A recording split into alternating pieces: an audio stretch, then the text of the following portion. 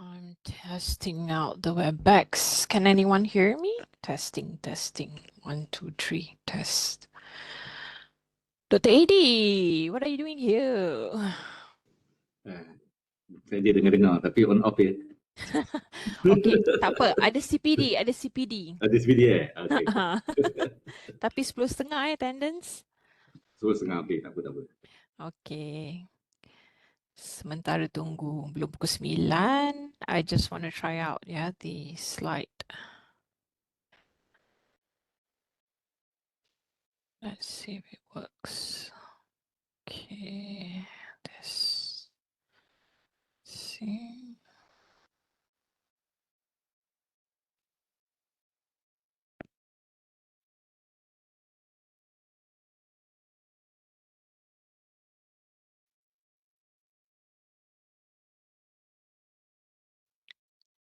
Check.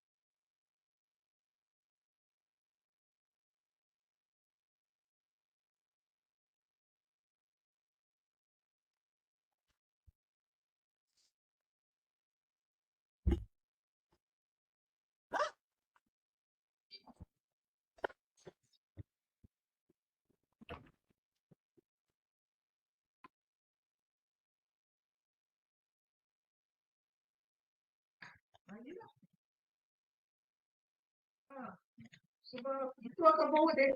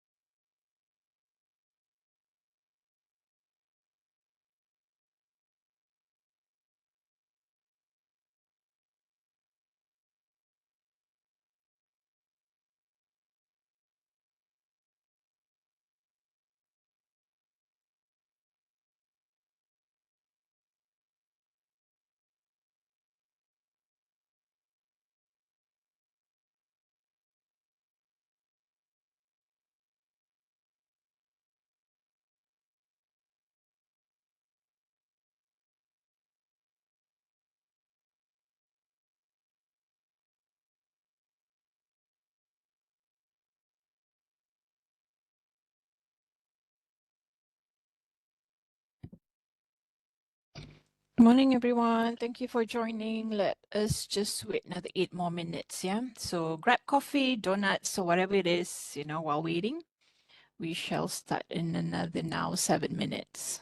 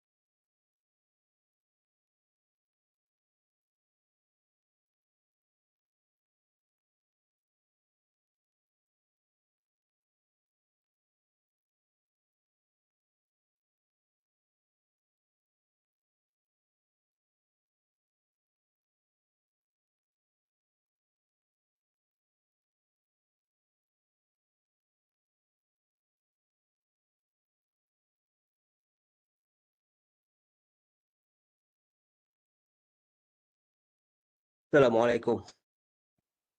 Waalaikumsalam. Who's there? I can't see your face. Fahrul Zaman, Bioscience. Doktor apa khabar? Alhamdulillah sihat. Kalau tak sihat tak masuk Webex. Ada juga orang yang sakit menonton dari Webex.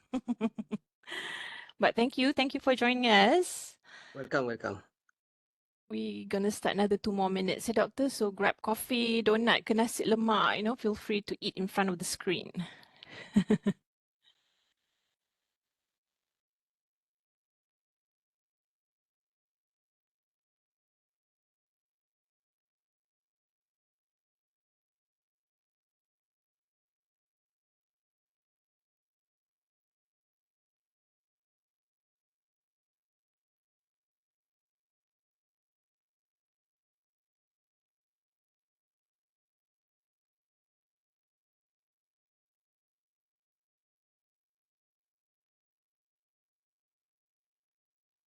Okay, another 1 more minute. A minute, yeah, let's just have a look. How many? 67 so far.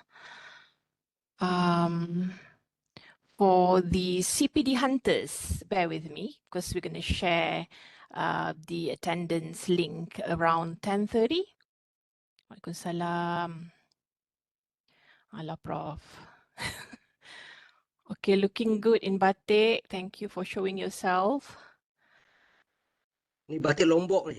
Wow. Batik Lombok tak ada jual kat Malaysia. Only in Lombok saja. I see. So murtad lah ni. Terengganu is too common. Malaysia So murtad ni. better than batik US lah. Batik US baju kotak-kotak tu kan. Better than batik US lah. Okay, whatever it is, you look good and stay healthy, stay happy. That's most important, yeah? If Thank you so batik, much. what Yeah. makes you happy, wear it every day. Okay, it's 9 already. We have about 80. That's 80 participants. Thank you all for joining us. Let me just share my screen first, yeah? Again, for the CPD hunters, okay, bear with us because we're going to share the attendant link around 10:30, yeah? Okay, so can all of you view this slide? I hope you can see this, yeah? Thank you for your response. Okay. So, Assalamualaikum and greetings, everyone. I hope you had a great Eid celebration. It's ending already yesterday, I think. Yeah, but some of us are still celebrating. That's fine. You can celebrate until Hari Raya Aidil Adha in June, yeah. Okay, today my colleague Dr. Nur Azrina and myself will be sharing our experiences using a variety of pedagogical approaches. Also known, for those who are not academician or not familiar with the term pedagogical approach, it is also known as teaching and learning strategies. Okay, and we aim to use these strategies for online learning, mostly using learning management system or the e-learning most of us in the UTM are using. So the goal of this sharing is to help you enhance student engagement, as research have shown that increased engagement is closely linked to improve student performance. So before we begin, okay, that's my information and my colleague's email if you wish to get in touch with us, okay? Now, before we begin, can I just ask, how many of you have taken an online course and received a certificate?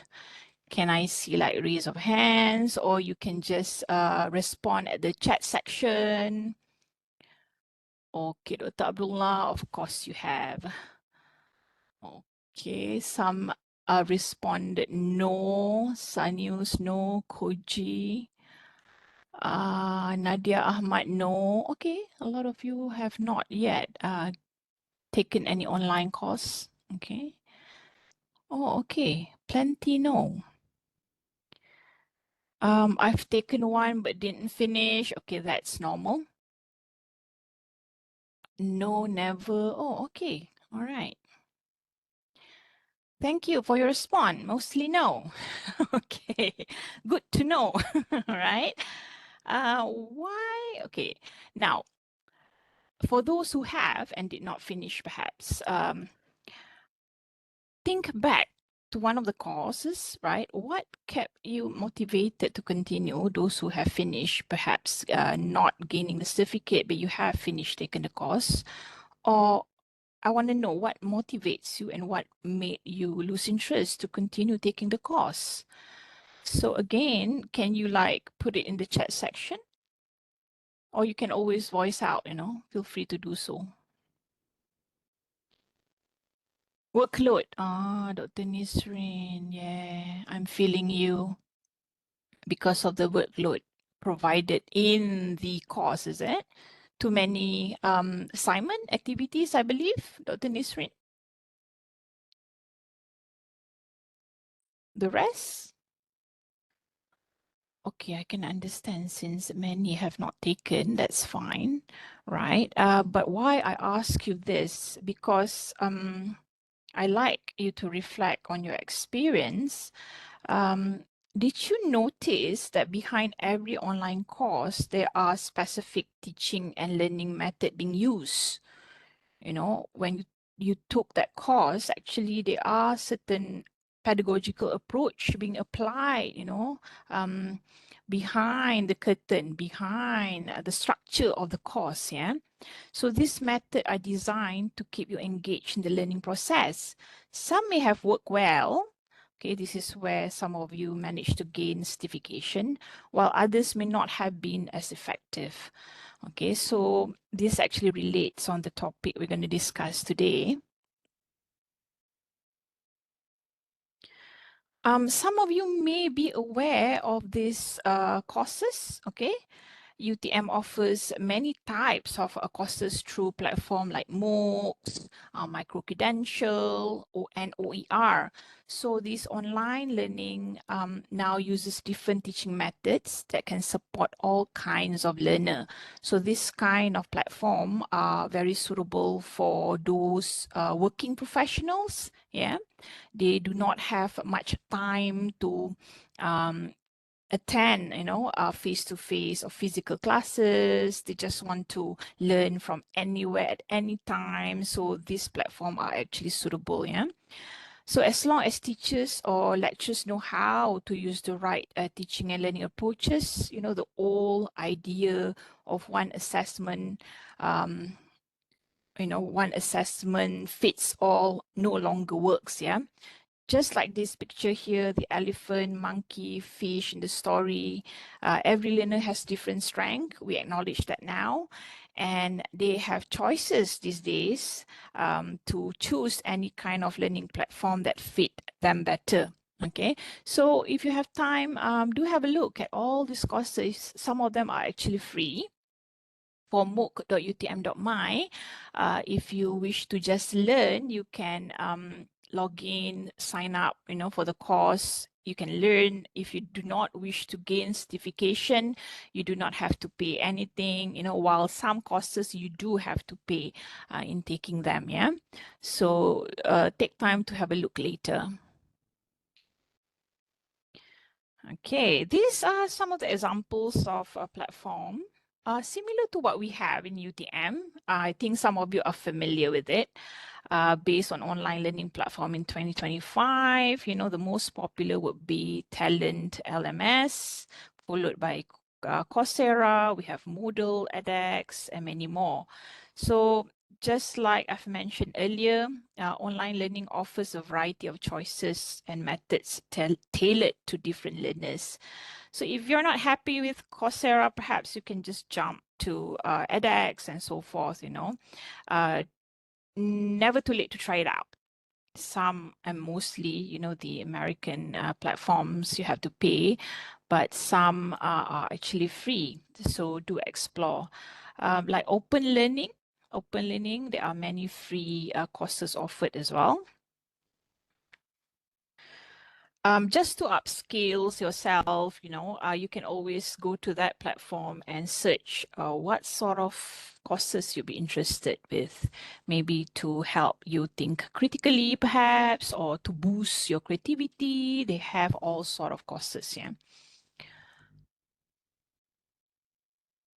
Okay, bear with me. I shall look at the chat section once a while. Not fun, mostly video and reading materials. Okay, okay, thank you, Dr. Doria. Yeah, mostly this is more of self-learning, yeah. Those who are not familiar or you do not prefer to self-learn, this might not be for you. And okay, hold on. So today, learners, what's more important is the demand for flexibility and personalized. They need system that can change and adapt to fit their individual needs. Okay, this is the reality. So this is important because it helps learner develop future skills like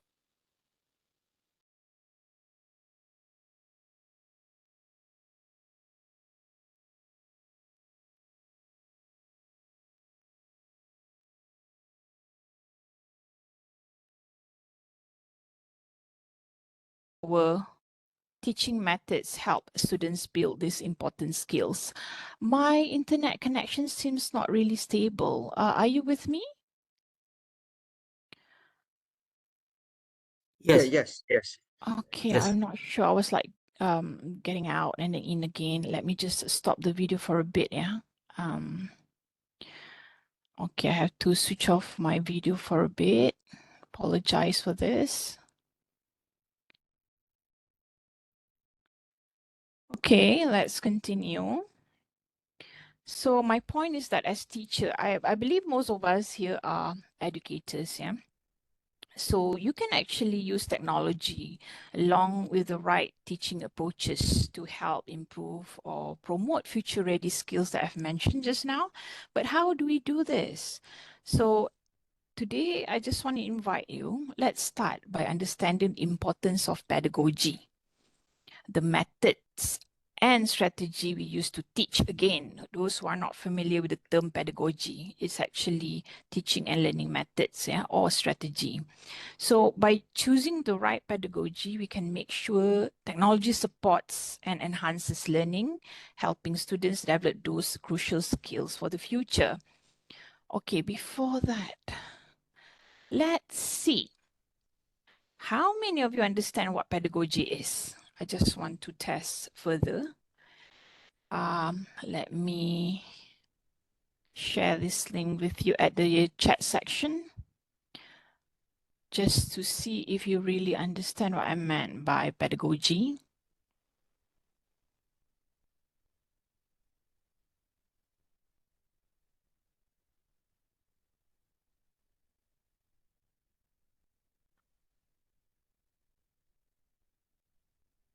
Okay, there you go.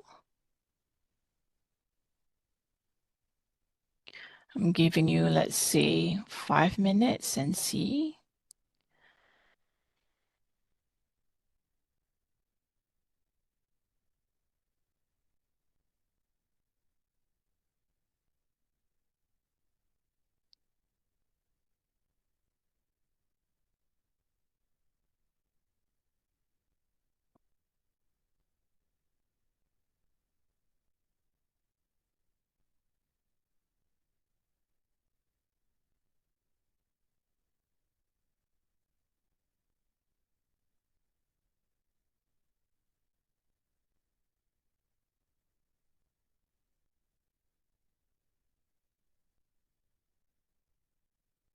Okay, good to know. Don't worry, I'm not going to know whose answer, who you exactly are. Thank you, Dr. Nuzana. Dr. Zuhaili, A++. Okay. Sonia's done. Thank you. We have about how many already answered? 26 of you. Oh, most of you know what pedagogy is. 5 are not familiar. That's fine because we have among us non-academics, yeah. Hmm.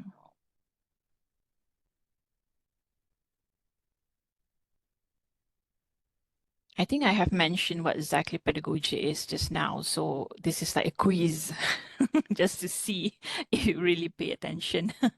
Thank you, Zakri. Rahimadan, thank you very much. Pori. Khalid, thank you. Dan. We have Mahiza. Muhammad Salim also, thank you. Farhan, Dr. Farhad, thank you, Dr. Farhan. Of course, you know what pedagogy is. Alina dan 46. Okay, around 6 who are actually not really familiar or mistaken press the wrong answer, yeah? So good to know. Most of you know what is pedagogy. 50 done. I know Zuhra, thank you. Alina Wagiran, nice name. Dr. Amy Shazwani, thank you for your response. Hidayah, lovely. Okay, so mostly, as we can see here, most of you know what pedagogy is, yeah? So 55 are actually scoring the right answer. Okay, what does the term pedagogy refers to? It is the method and practice of teaching. Okay, correct. Which of the following example of pedagogical approaches? Okay, some actually answered Zoom, Google Meet. Interesting. Never mind. Good try. Okay. Some answer midterm examination, classroom attendance system, but the correct answer is to problem-based learning. Yeah? This is just one method of a pedagogical approach. Yeah? Okay. Why it is important to choose the right pedagogy? All of you seems to answer correctly. Okay, thank you. Right, that's the aim, yeah? Okay, Natra just answered. Thank you, Natra. So most of you understood what exactly is pedagogy. Thank you. Thank you for your participation and response. Okay, back to sharing the slide just now.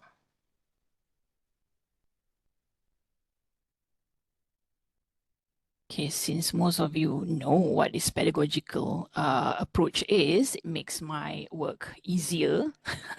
I shall skip most of the slide. However, let's not forget some of us did not get that right, which we have to further elaborate. Yeah. Okay. Now, I'm referring to this model. Some of you may be familiar with it, called TPAC model, to explain the importance of integrating technology and pedagogy into our teaching. As educators, we must go beyond just teaching what we know or using technology. Without the right pedagogy, simply using technology doesn't guarantee effective learning. So you see, all of us, when we teach the content, we are an expert in the content. Let's say I teach graphic design, yeah. I know the content well, it's my expertise, no problem. And I also use technology these days, the 21st century. If you don't use technology, you are known as the dinosaur, okay? Excuse me. Student will call you Professor Dinosaur, all right? You don't equip yourself with the latest technology or even use simple slides, you know? But this technology, it's evolving. Previously, I used a lot of Facebook and LMS. Now I've started to use AI platform, develop the platform. It can be just any technology. However, most of us tend to forget. We only focus mostly on technology and content. We forget that another aspect of pedagogy is crucial as well. So, excuse me. In TPAC model, you know, it invites you or urge you to look at these three aspects: technology, content, and pedagogy. It must come hand in hand. Yeah, in my case, when I teach graphic design, there's always problem with creative thinking. All right, so I always look for the methods or pedagogical approach that can helps with improving students' creativity.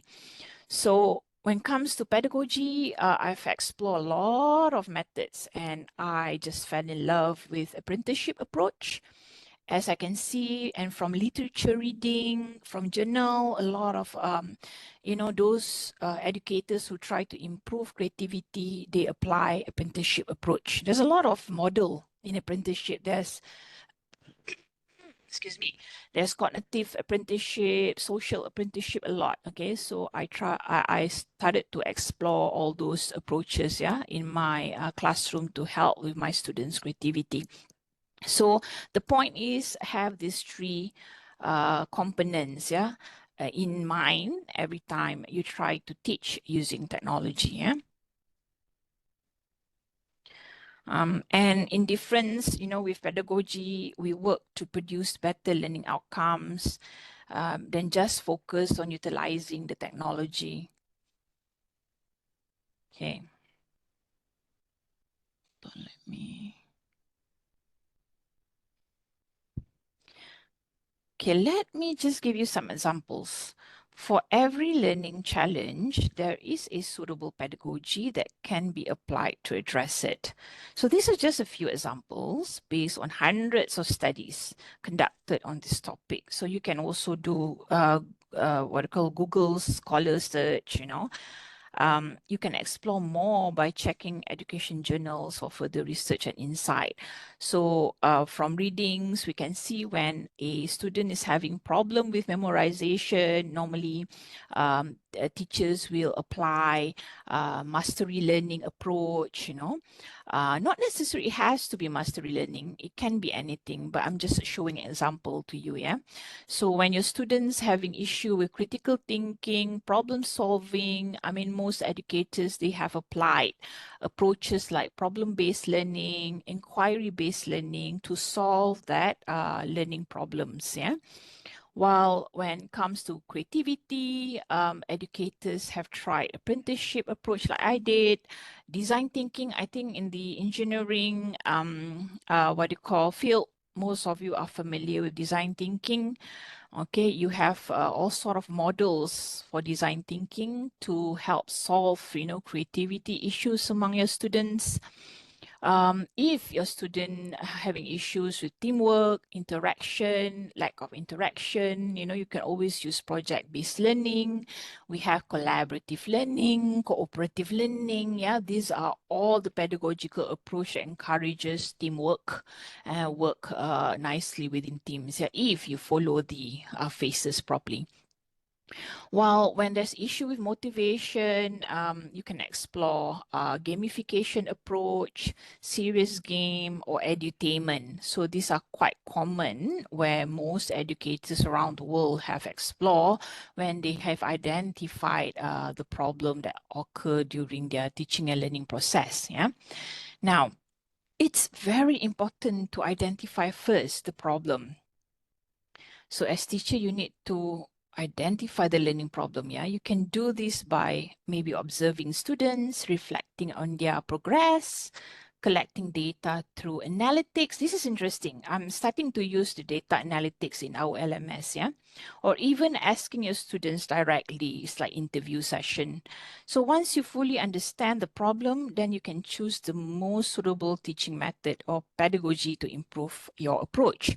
So let me show this. Bear with me. Let me just switch on to my e-learning. Most of you have e-learning. I just want to show that you can fully utilize the learning analytic in your e-learning, Okay.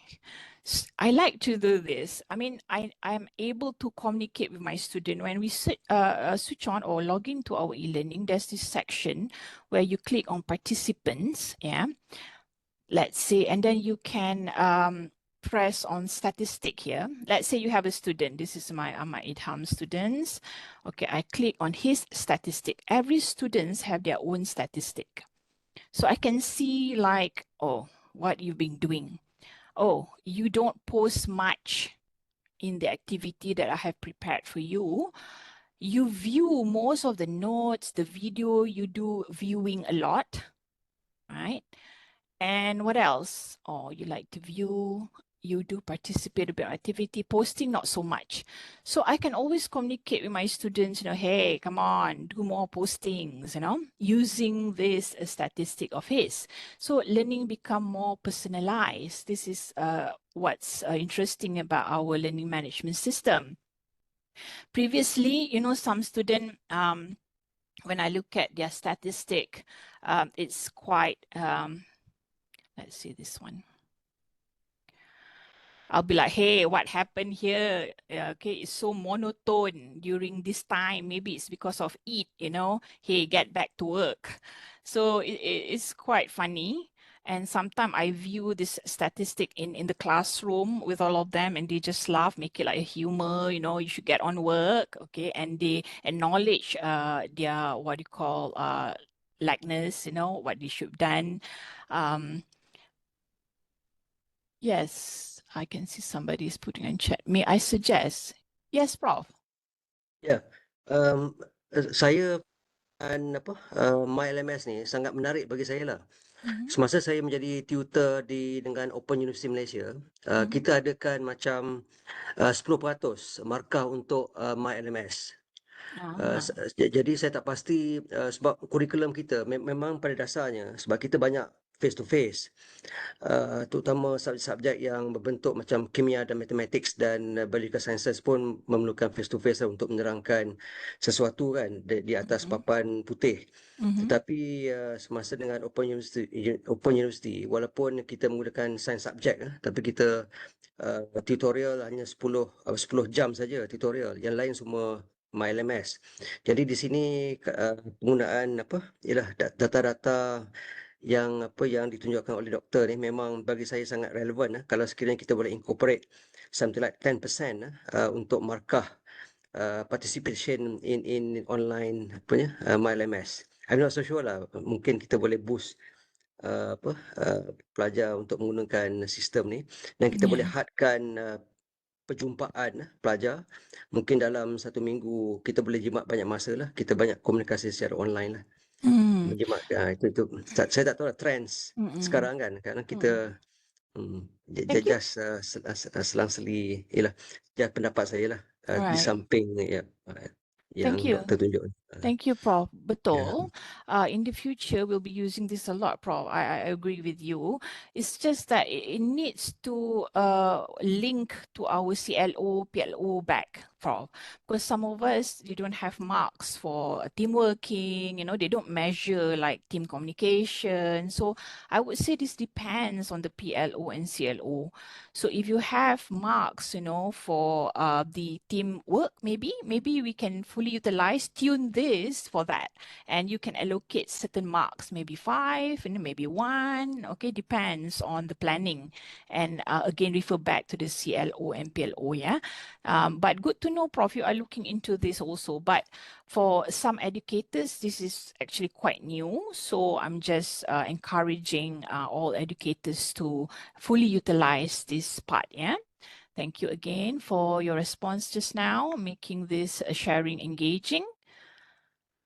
Also, if you click on the report and analytics in your e-learning, okay, or LMS platform, this is not done yet because the course is not finished. We have to wait until the end of the semester.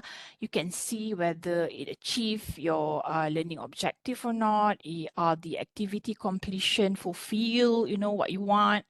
Time spent for every course, how many time spent for every course. You can see the pattern. How is it like?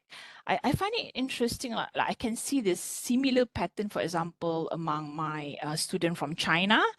Most of them are just viewing the video and notes. They don't participate much. So this somehow helps me to plan for the next class in the next semester, what I should be doing or improvise better if most of my students are international or Chinese students. So educators should make full use of this kind of data analytic. That's what I'm trying to say. And this is what I meant by how to identify the learning problem among your students. Okay, back to this one. Bear with me. I need to share it again, the PowerPoint just now.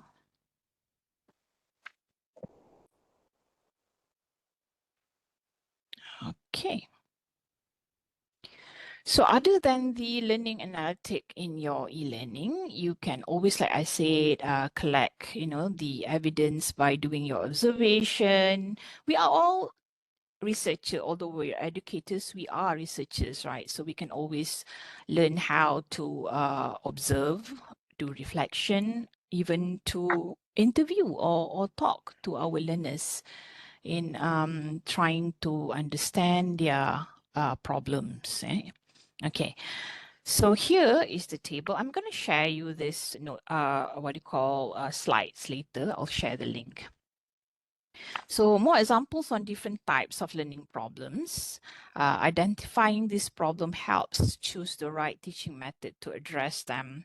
So how to understand what are their problems? So example, if they have problem with skill-based, so you can see, they are lack specific skills, they can't analyze text or use certain technological tools.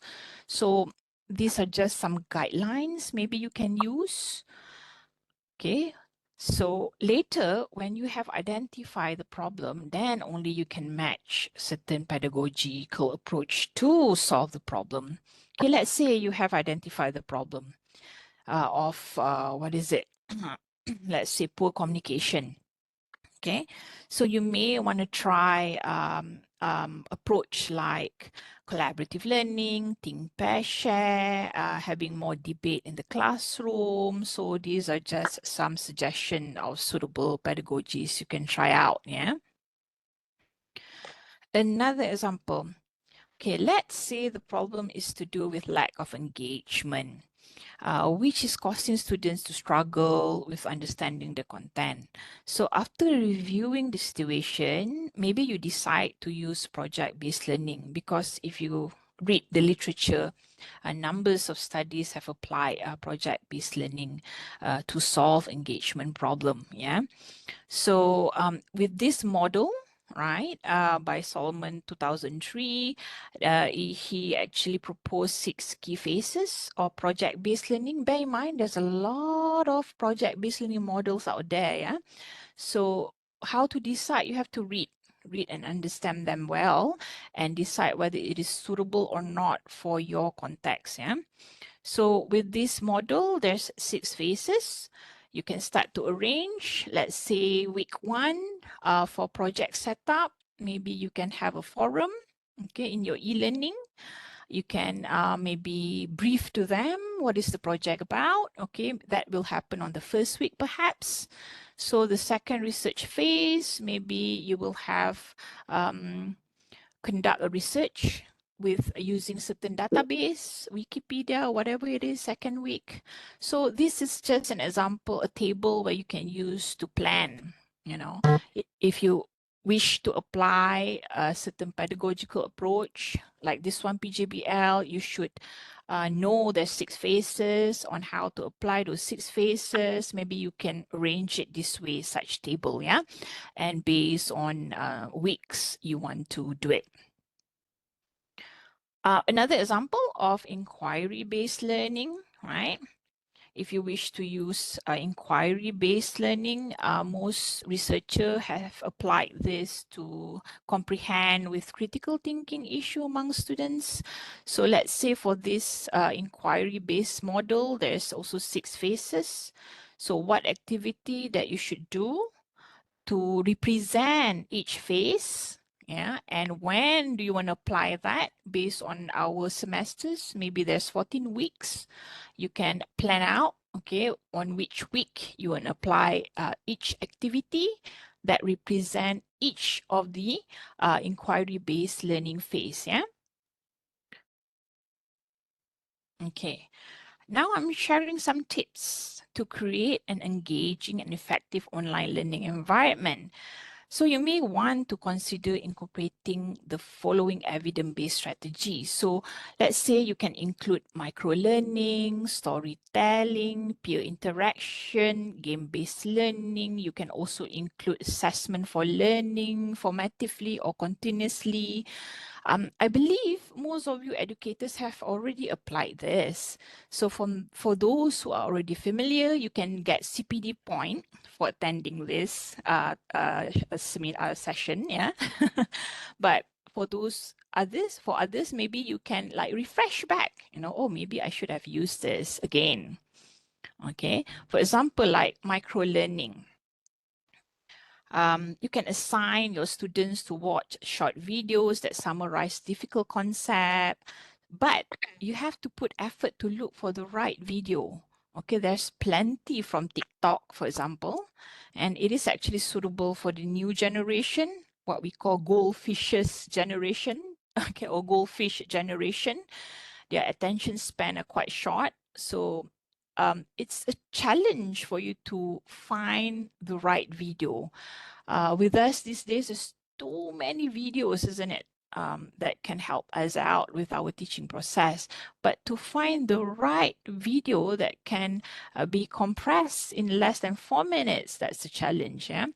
So make it micro-learning for our student. Give that 15-minute session for them to experience, yeah? Other ways is by what do you call integrating storytelling.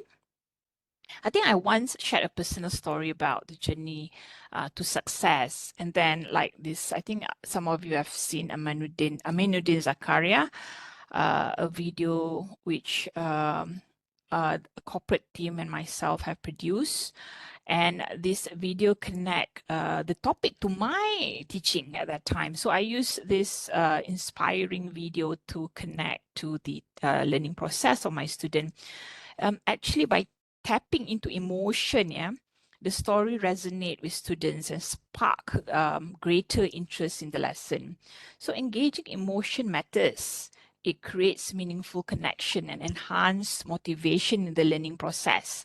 So those who teaching physics, you might want to relate to this K-drama, Korean series drama, yeah. It's very interesting. The Weak Hero in Netflix. You can use the what do you call clips in the video where it teaches about Newton theory of third law of motion. There's also the ripple effect. It's quite interesting for those who teaching physics. Maybe you can use some clips from the K-drama here, yeah. So storytelling really can touch emotions of your students. What are other tips? Peer responses.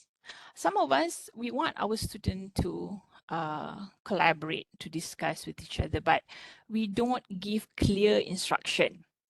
So example, this is what I add in the forum section of the e-learning.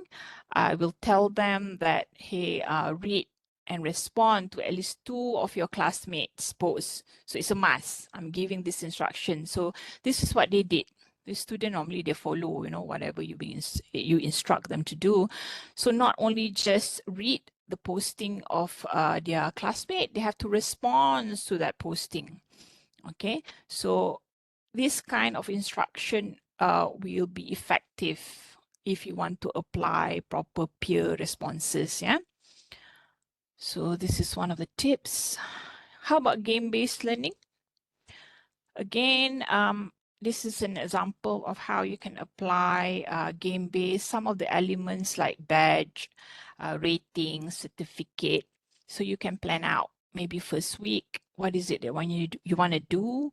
And based on the game-based learning elements, they should be badge, they should be peer rating, certificates. You can plan out when to give each of this. And as for tips on assessment for learning, okay, this is another example. When designing formative and continuous assessment, it's important to sequence tasks from simple to more complex, as you can see here, from easy to advanced. Okay, at times we may unintentionally start with the most challenging questions. Some of our professors, when the students get into their classroom, he just give the killer question. There you go. But we tend to forget that this does not help with building confidence, support learning, and maintain motivation, throughout the assessment process. So bear in mind, give it levels, different levels. Okay. As we move on, as we evolve, several emerging trends are transforming the way we design and deliver online learning. Now we begin to use AI, VR, AR, XR. Even my children at home, they already start using VR devices to learn about history subject, However, but without without proper pedagogical approach, this technology cannot promise effective learning. Okay, I keep on emphasizing that. Okay, I'm sharing with you. This is what I've been doing these days with a team of researchers. In my design teaching, I have integrated AI by allowing students to post their design. I'm teaching graphic design. So, and engage, I ask them to engage in the conversation with the system to receive suggestion and improvement. We are all educators, researchers. We have like 7 Ps, so many work to look at, right? So I've been searching for ways on how to provide prompt feedback to my students. Yeah. So we end up building this platform. It provides instant feedback and encourage self-directed refinement, while I, as the educator or instructor, still verify and guide the students' final decision. But behind this platform, I actually applied the principle of apprenticeship pedagogy, which emphasizes learning through guided practice and expert modeling. So when the student posts a design here, they can chat, with the chatbot in this platform. So the chatbot will provide suggestion on how to improvise their design. Okay, so they don't have to wait for me. Okay, they can always chat with the chatbot. Okay, but I, as the teacher, still have to verify whatever the chatbot has been given suggestion. Yeah. Okay. Here are the steps. Maybe how. Okay. Sorry. Hold on. Let me just. Okay. Here are the steps. What I call apprenticeship pedagogy. Okay, which I have implemented, covering 6 steps of modeling, coaching, scaffolding, articulation, reflection, exploration. So I've read about apprenticeship, cognitive apprenticeship. I have to apply all these 6 phases, and behind the what do you call behind this platform, this is what actually happened. So this is the backbone of how and what's going on that I have planned. And to those who wanted to apply for teaching award, yeah, getting near to Chitra Charisma, isn't it? So this can become part of your strategy. You can show the panels on how you're making innovation, by using certain teaching and learning approaches or pedagogical approaches. This is quite direct, but after I've explored this, I've made innovation. I've made some just amendment to each of the phases. I injected another method, so this becomes an innovation for teaching and learning, where make me won one of the teaching and learning award. Yeah. Okay. Let me share with you this.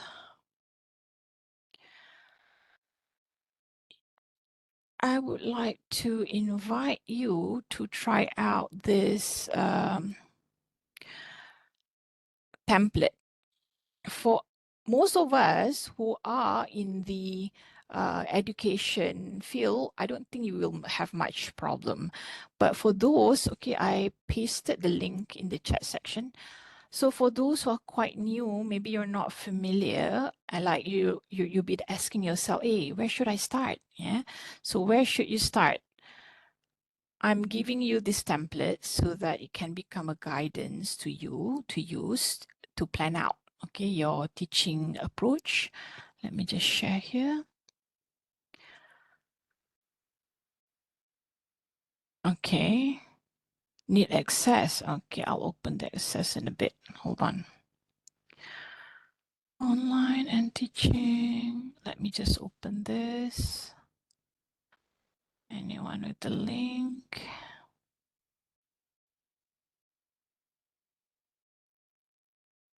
Done. Okay, can you like refresh again and see?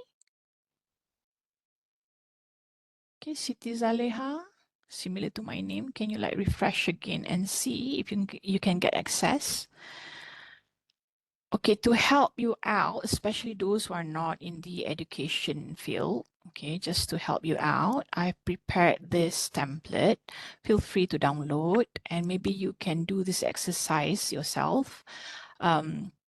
Example, I'm sure this part you know already. You know what you're teaching, what field you're in, okay?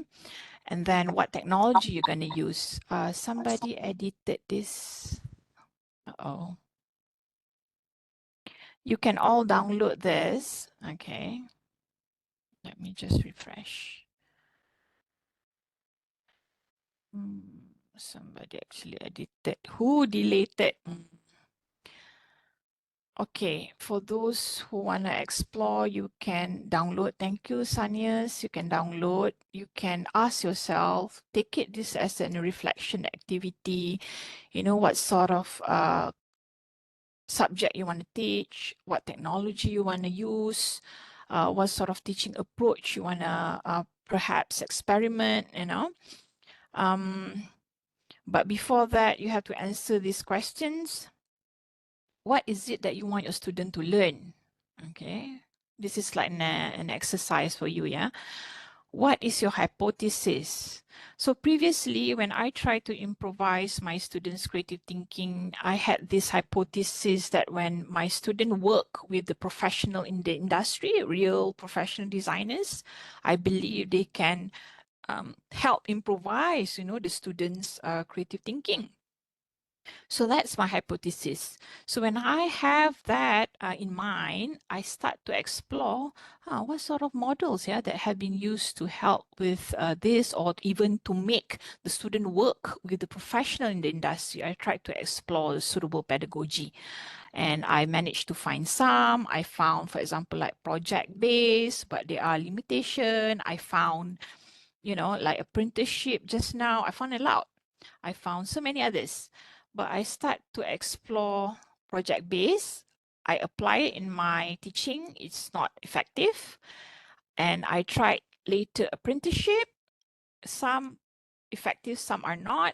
You know, being a teacher, we get to experiment. And finally, when I combine cognitive and social apprenticeship, voila, it helps. And this is the pedagogical approach that I've been using all this while, including in developing the AI platform just now. But I also have to acknowledge the challenges and plan on how to navigate those challenges when using such pedagogy in such environment, online environment, yeah. I'm giving you an example. If you wish to use blended learning approach, you have to decide on which model you want to apply. Of course, you have to read. There's plenty of blended learning models out there. You have to decide which one you want. But for architecture, okay, teachers, lecturers, most of them are using Flex. It's quite interesting. Okay. And to give more student-centered learning, you may want to consider these elements. This is actually based on high-quality blended learning models, okay? Once you have decided on a certain pedagogy, then you can use this table here to plan out, like maybe week 1 until 2. What is it? What topic you want to cover? You know, what sort of technology you want to use? You can choose pedagogy and add the pedagogical elements and principle here. So how does that activity reflects the principle? You know, you can plan out and using this table. So I'm just sharing this table so you can use later for your own teaching and learning practices, yeah? Okay, a bit. Okay, feel free to download so you can do the exercise later. Back to my slide. Before I end the session, what I'm trying to ask from all of you is that please ask yourself, what one change will you make in your next online lesson? What sort of change will you make? From the sharing just now, I've shared, tips on how to make the online learning more engaging with the storytelling, with the, what else, micro learning. So perhaps you want to make a small change at certain week of your lesson later. So please do so, yeah? Okay, so with that, thank you so much for your attention. For those asking about the attendance, normally we share the attendance link at 10:30, yeah, because we have two speakers today, myself and my colleague, Associate Prof. Dr. Nur Azrina. Okay, Dr. Roha would like to try storytelling. Yeah, doctor, try it out. It's very interesting because storytelling has to do with emotion. When you're able to touch the emotion of your students in a way you're able to retain, motivation and make them stick to your class towards the end, yeah, until towards the end. Manusia kan suka beremosi. Dengan emosi, mereka dapat merasai dan memahami akhirnya. Begitu. So this is the link to, hold on, I'll share the link if you want to get what you call the notes directly. You can just get it from that link. I've shared it in the chat section. Okay. If you're able to download, let me know. If not, also let me know. Is there any questions so far, or you want to discuss anything about certain approaches of the pedagogical approaches now? Saya nak tanya satu soalan, Doktor. Yes, sila Prof. Okey. Cuma kita nak incorporate AI teknologi dalam pengajaran, dari segi aspek apa, ni Doktor? AI technology.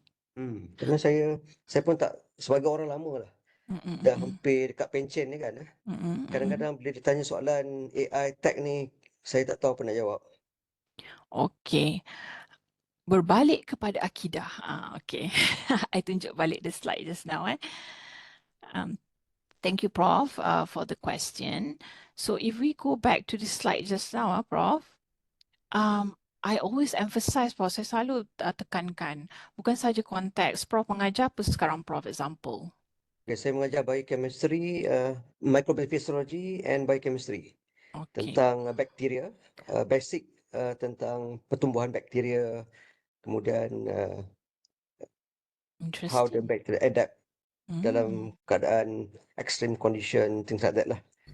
About bacteria, prokaryotic organisms. Okay, pertumbuhan bakteria. Let's say that's the Very content. basic. That's very basic lah, I can share. Okay, something for a start. Yeah. Okay, let's say pertumbuhan bakteria. And then do you use any technology? Saya guna very basic textbook, basic microbiology textbook. We go to textbook based lah.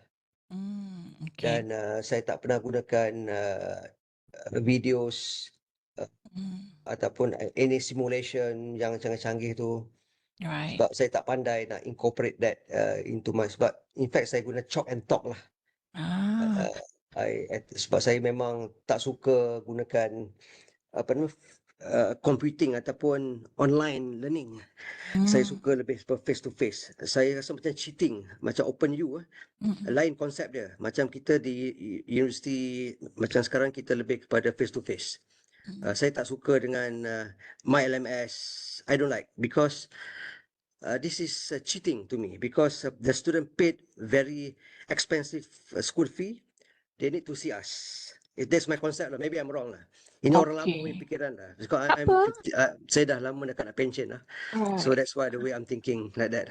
I'm not saying that traditional, book are not effective. I'm not saying that, okay? Yeah. But it's just my concern bila kita deal dengan the new alpha generation, Betul. they are so used to gadgets. So if you're using chalk and talk and books, somehow mungkin kita tak realize like it affect them in a way. And also without we realizing, diorang ni sebenarnya walaupun dalam kelas guna buku, dia balik, dia akan pakai video, dia akan pakai other sort of resources to help them out. So I'm just saying that although you don't want to use any technology, let's say books, there are still requirement of applying pedagogy, Prof. So normally, can I ask what pedagogical approach you apply in using that books, to teach pertumbuhan bakteria tadi tu? Ada tak pakai apa-apa pedagogi? So far saya just rely pada saya punya course information dan course CI itu saja. Saya tak pandai nak incorporate pedagogi dan sebagainya lah. Right. Uh, Dalam CI sebenarnya dia ada tanya tahu, is there any new learning innovation that you're making? Ada satu section tau dalam CI tu dia akan tanya kan. it's very embarrassing for me to No, say that. it's okay. Yeah. And Prof, thank you for being honest, which is good. This is why we attend such sharing, this kind of seminar.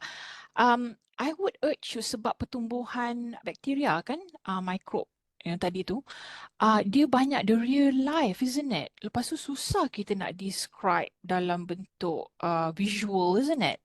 Yeah. Dan I would suggest tau, bukan dictate.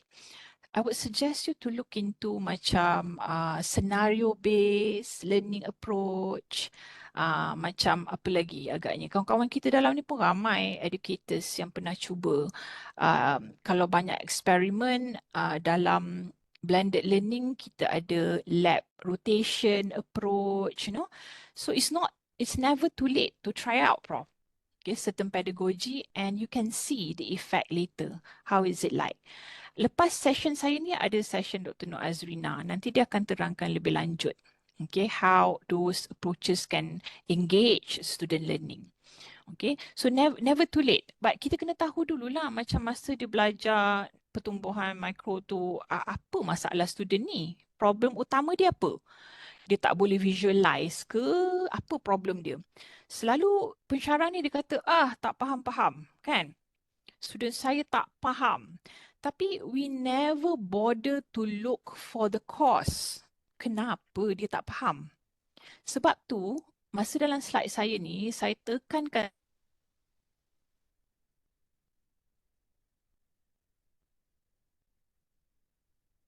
dulu apa penyebab dia tak faham tu. Is it to do with memorization? Is it to do with all this thing? Then you can try out different approaches.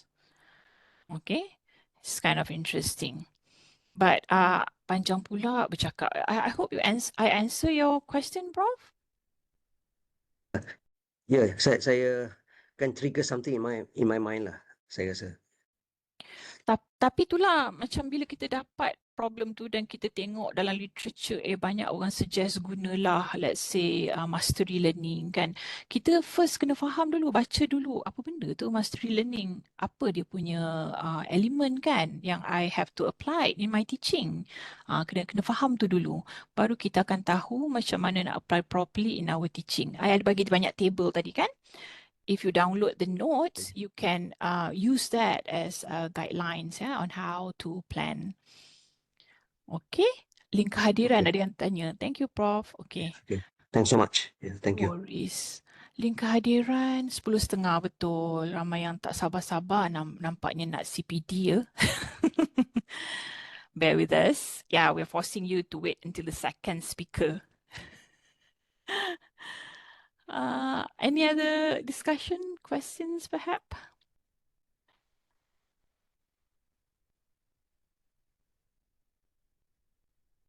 Ni banyak dah tera-tera dalam ni. It's just here for the CPD.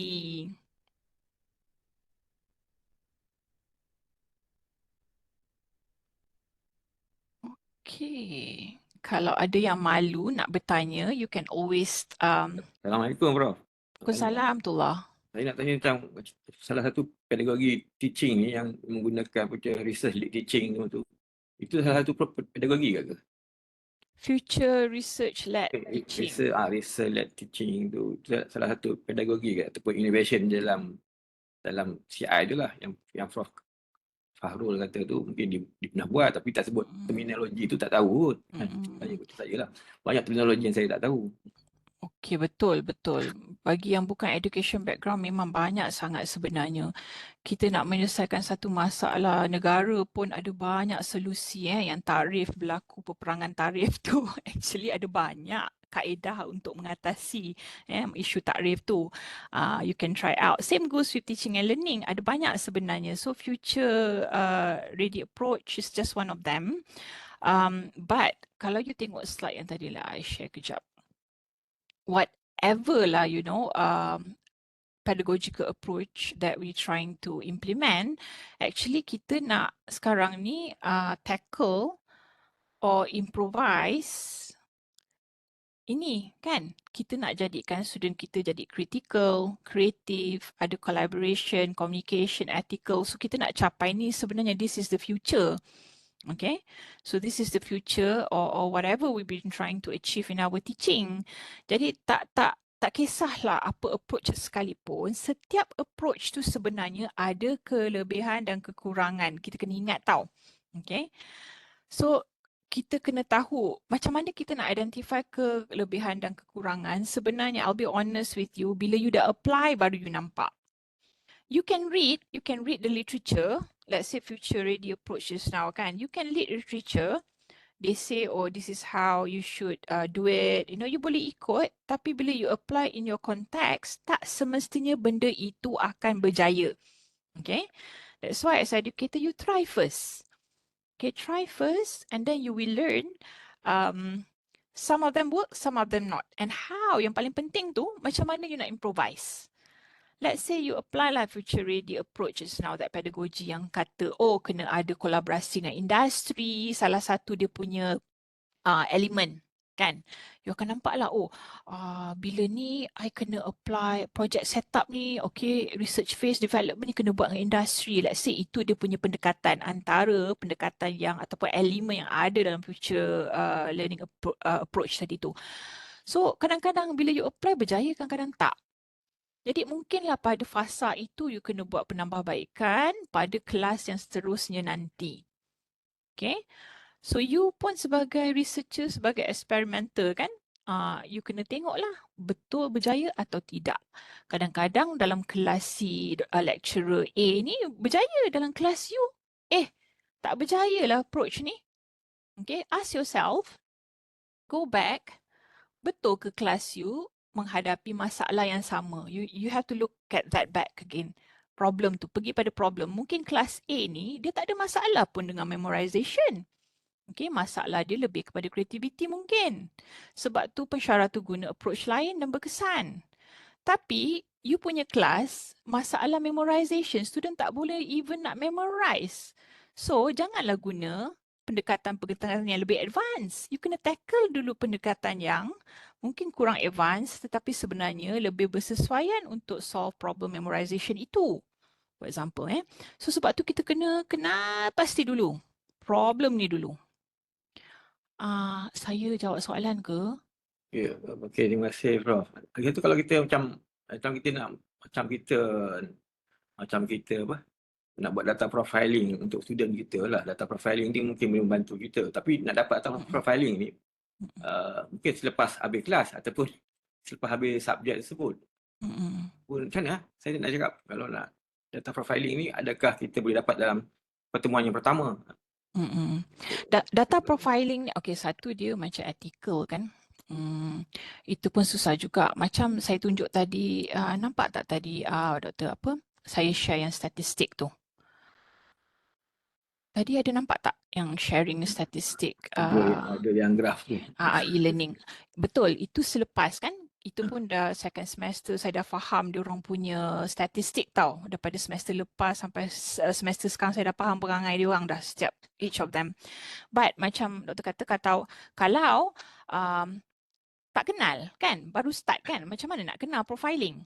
So another way, tadi yang saya kata tu, you can do many other ways. For example like, mana tadi? You boleh buat observation. Mungkin masa mula-mula semester ada 14 minggu. Semester 1 dengan atau week minggu 1, 2 tu you observe je tau. You observe, you reflect. Dia macam buat kajian juga. Okay, and then you tengok dia punya what do you call performance previous semester ke kan, and then you listen to them. Sebab kadang-kadang I borak-borak dengan student ni, I tanya macam mana guna e-learning, okay ke tak? Dia kata alah boring lah. You know, yang satu I belajar dengan undergrad lah especially. Video yang saya share sebelum ni dalam bentuk YouTube tak membantu mereka. They tell myself lah, doktor lepas 5 minit dah tutup, boring lah. Oh ya ke? So it challenged me to go to TikTok and find yang dalam 60 second, 30 second punya video. So when I give them that, sebab dia ni generasi millennial kan, macam dia tak boleh spend tau more than 4 minutes sebenarnya tengok video. So I put effort to look for video than less than those 4 minutes ataupun 60 second. And then that helps them. So dia punya graph tu, menonton view tu naik tau when I share such video. It's kind of interesting lah. Okay, boleh doktor ya? Okay, terima kasih Prof. So buat ni dulu. Buat ni dulu. Tunjuk muka salah adab tadi. Terima kasih. Terima kasih. Okay, kalau kita lihat, hold on, let me see dekat chat section. Is the case study, yes, correct. Case study, correct. It's an approach also. Okay, cuba I share with you kejap. I buka Google Scholar, cara nak cari. Google. Okay. I view kejap. Kalau you're not sure lah, you're not sure, katalah I just show example yang simple. Let's say go to Google Scholar. Okay. Kalau you nak tahu sama ada, case study sesuai ke dengan masalah saya kan? Contoh case study approach. Okay, katakan you boleh tengok. Let's say lah problem pelajar you adalah critical thinking, katakanlah dalam bidang you. Katakanlah dalam bidang apa? Fizik. Let's say lah. Dalam Google Scholar, you can try tengok ni. Ada tak pengkaji lain yang guna case study untuk improve critical thinking dalam your field? Okay, search. Ramai guna. So, what you need to do first step is to read apa yang mereka pelajari daripada applying that case study in their context. Nampak tak? So, you akan belajar tau dan you akan bersedia, you akan memahami challenges yang you will face and you will know how to comprehend them using that certain pedagogical approach like you said just now ya. Case study tadi Mirapan Adi. Okay. I hope that answer your question. So, do this first reading Zakri, kena jadi content creator pula ya? How to create? Ya, betul. Mari saya share TikTok saya. Okay, I created TikTok. Okay, Zakri, I created TikTok because of feedback I received from my student. Okay, and most of them, bila I mengajar research methodology, most of them are having problem on how to understand research processes lah, apalah, you know. So I simply learn how to create short videos and share with them. So bila diorang kata, saya tak faham lah macam mana nak buat case study, Pak, I share video ni dengan dia. Tonton ni. Okay. Oh, saya tak faham lah macam mana apa ni nak buat research question dengan research objective. Nah, ambil ni. So this is the type of micro learning in demand these days, you know. And as educators, I must always equip myself with the new technology. That's why now, ini cerita 2 tahun lepas lah. Now I dah start explore into yang I cakap tadi tu, AI, co-design. Sebab I cannot provide prompt feedback. Kita banyak kerja kan? Okay, so in order for the student to get prompt feedback, I provide them and my research team this kind of platform so that they can get prompt feedback directly while not waiting for me. Okay. So content creator, for your information, Zakri, in the future, that is one of the desired skills as educator. Kalau you tak pandai buat content creation, you are becoming less relevant in a way lah. Kita talking about alpha, beta generation tau. Okay. So siapa nak follow saya, bolehlah follow Siapa yang mengajar research agak-agak dah fed up dengan asyik explain je to your student. So maybe you wanna just share your TikTok content, with your student yang you dah summarize kan. Saya nampak banyak sebenarnya pensyarah-pensyarah kat UTM ni yang apply TikTok which is The trends sekarang ni. It's a correct. trends. Correct. So itulah yang student nak pun sebenarnya. So they are our customers. We try to fulfill their demand. Yang Okay. segan, semua segan je lah. They are not Betul. trained to sing, to act, to Betul. acting. Betul, Prof. The Maklumat. face, I'll be muka, mimik honest. muka. Betul, Prof. I'll be honest with you. Mula-mula nak post the first TikTok tu, delete, post, delete, post. Banyak kali edit, Cakap, ya Allah, okay. But, like I said, Kan? kalau you tak cuba, you tak tahu. Okay, first start satu video, then dia jadi 2, and as time evolves, bukanlah satu kali tu semua 10 video, tidak, makan tahun tu. Saya kena Okay. laser muka saya. Kena laser, kasih buang yang blackheads and so on. Then baru boleh masuk dalam apa nama, There's always different ways, Prof. Different way. Tak payah tunjuk muka, pakai voice over pun boleh. Kalau malu dengan voice kita sekarang dah ada editing jadi voice lain pun, dah ada banyak teknik. Tapi untuk pengetahuan Prof, apakah pedagogi di belakang video tu? That you have to think. Tahu, macam saya tak bagi video je. Dia ada link kepada extra information. So, dia ada teknik. So, tu berbalik kepada tadi tu lah yang kita discuss pedagogical approach. Apa nak guna untuk video tu? Tu yang paling penting.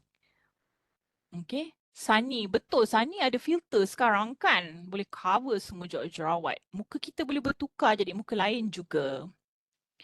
Oh, Dr. Natra, my TikTok Zack UTM. Kalau tapi saya ada niche. TikTok saya niche dia adalah research. Sebab saya macam penat kan nak explain kepada pelajar every time, they keep on asking me the same question.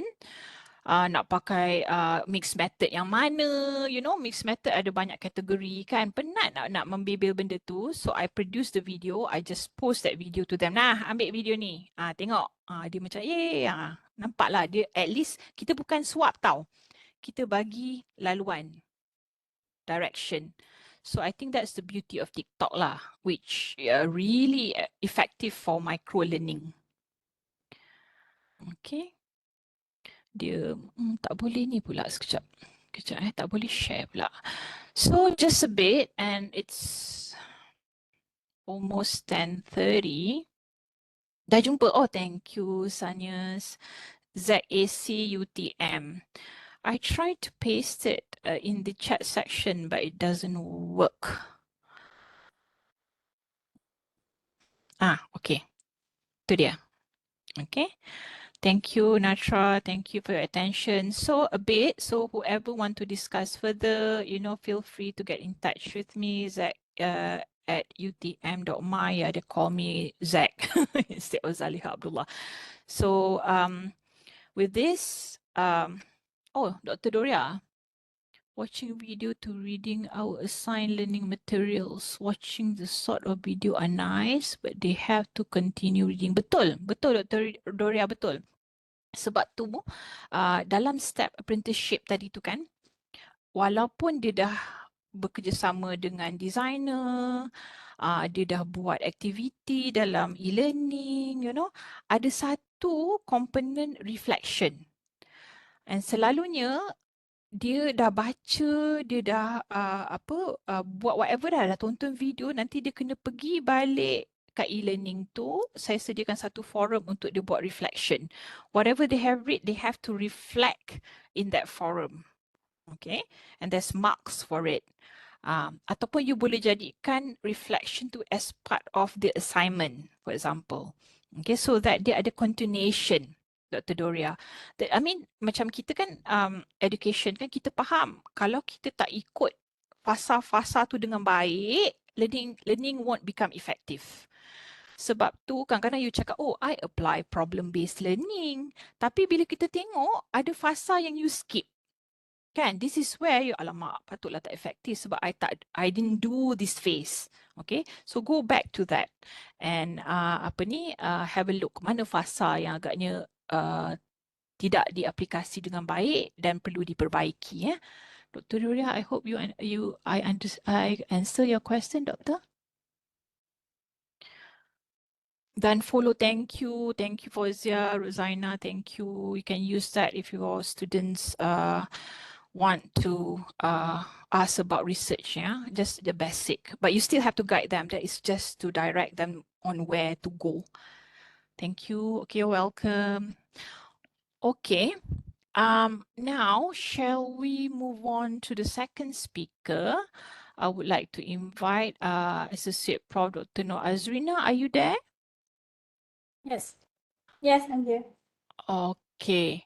Do you want to start? Okay, sure. So everyone is still okay? Can we proceed to the next? Okay. Everybody's all right.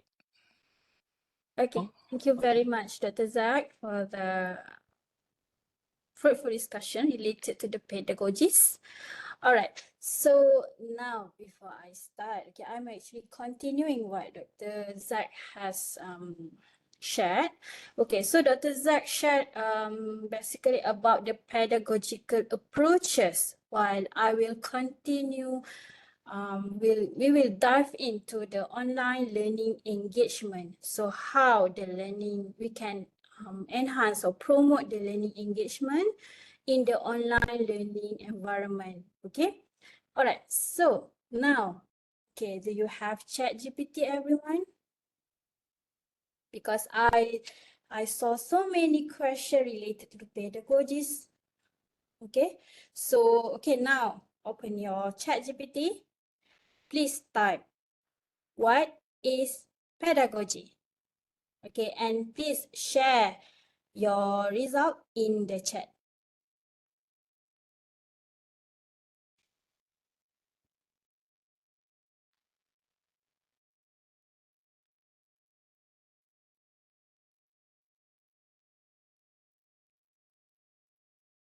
Okay, just the definition of pedagogy, not the whole thing. Okay, just the definition of pedagogy. What is pedagogy?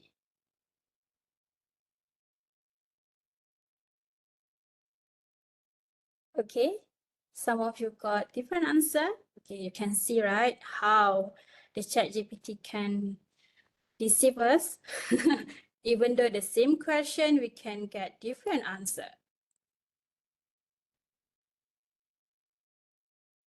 Method and practice of teaching, arts and science and practice of teaching. Okay, methods, strategies, principles. That's good. Everyone familiar with ChatGPT or any AI tools? You can use in Malay also. That's good.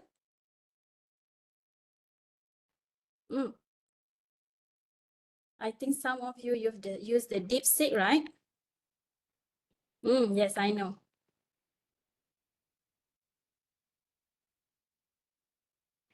Okay, because DeepSeek will get shorter answer. Okay, and maybe clearer answer. All right.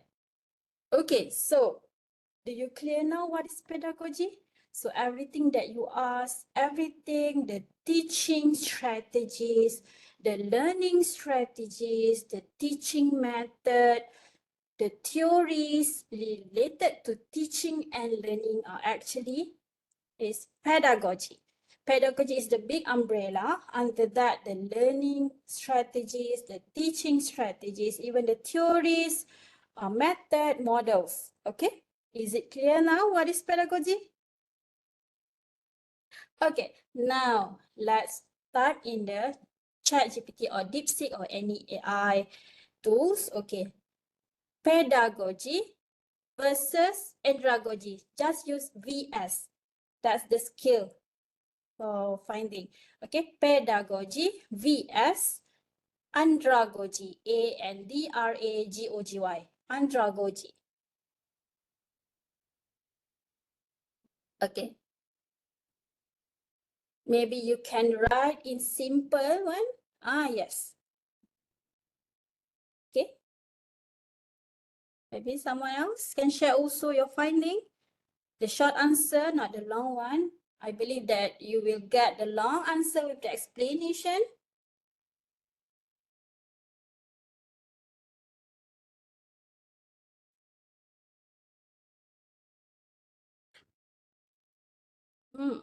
Yes.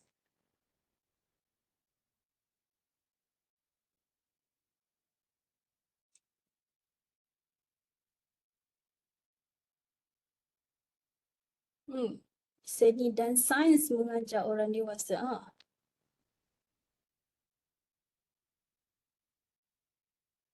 Okay, that's good, everyone. Okay, still sharing. It's okay, I'm waiting. Okay. Okay, I hope that you are clear. Okay, the difference between pedagogy and andragogy, because maybe some of you are teachers and some of you are lecturers. Even in university, we have two levels. Okay, so some of them we will use the pedagogy. Some of them we will use the andragogy. Okay, you can see the difference even in university or college.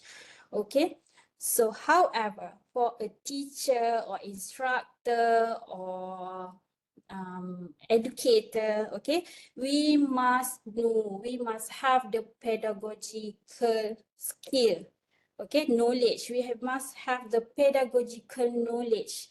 Okay, so from that pedagogical knowledge, we can see the difference how to teach for the child. Okay, for the school students, or how to teach the adult learners. So we can see the difference. Okay, we can separate the difference. Okay, that's good. Okay, thank you very much, everyone. So I hope you understand what is pedagogy itself. Okay, and what is the difference between andragogy. Even though some of you are lecturers teaching in university, you still need to have the pedagogical knowledge. Okay, I hope it is clear. All right, all good?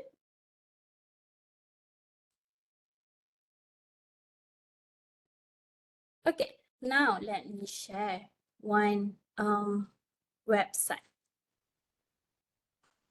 Okay, can you see? Okay, this is the open and distance learning in UTM. What do you think of this program? Open and distance learning, ODL in UTM. What do you think? What it is? You can talk or you can write in the chat.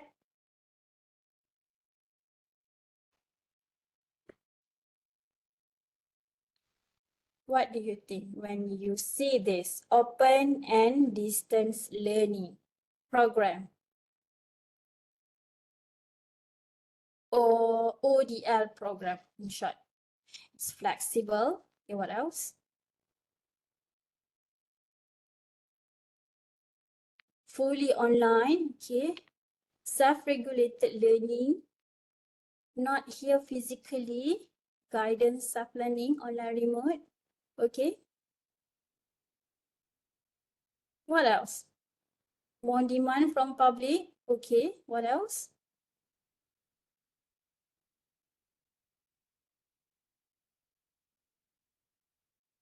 Can anyone want to try?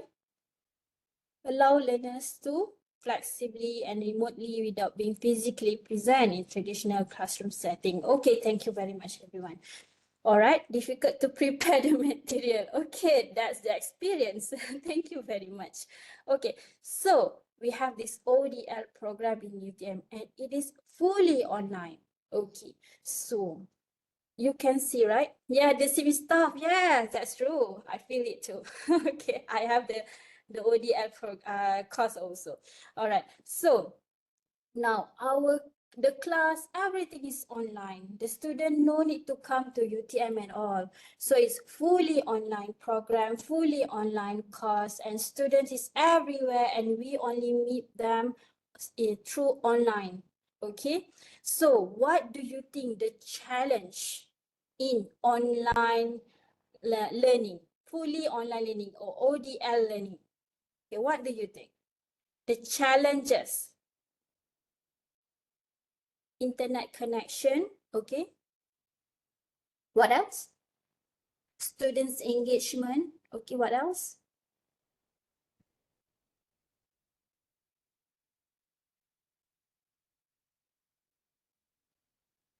The same. Yeah, time management, integrity, that's true. What else?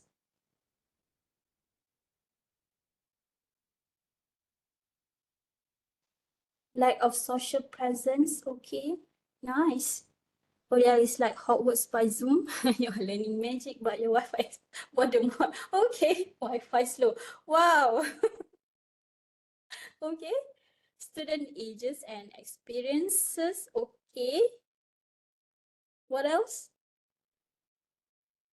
Yeah, we sometimes have like 50 years old student or maybe more, okay? And they have lots of experience. Maybe they are the CEOs, the bosses, okay? Evaluating students' understanding, okay? Classroom management. Wow, so many challenges, right? But we still need, okay, to cater this problem, okay? To deliver the effective learning, right? Okay, connection between students. Okay, everything has been answered. Actually, everything in my PowerPoint. So I think my talk is done. Okay, just kidding. All right, now let's share my slide. Yeah, I changed. Okay, share something else first. Okay. So let's go to my slide. Oops. Okay, so first, okay, the most important one in online learning is engagement. Okay, yes, of course, difficult to do hands-on. Okay, so hands-on also one of the problem in ODL. Okay, so however, during the learning, okay, sometimes because we didn't interact physically with the students. Okay, so why engagement matters in online learning? Okay, helps students succeed, makes learning enjoyable, keeps students connected. Okay, builds confidence and motivation. Okay, and then encourages deeper motivation. Okay, so deeper thinking and reduce dropout. Okay, dropout also an issues. Okay, so we don't want student drop out. Okay, because we didn't see them and they didn't see us. Okay, that's why engagement matters. Okay, let me, because so many windows here between the chat. Okay, so let me explain. Okay, dimensions of learning engagement. Of course, there are so many dimensions of learning engagement, but these are the core or primary dimensions of learning engagement. We have the cognitive engagement, behavioral engagement, emotional engagement, and also the social engagement. Okay, so do you have any idea about cognitive engagement? Anyone give one example? Cognitive engagement in online learning. What do you think?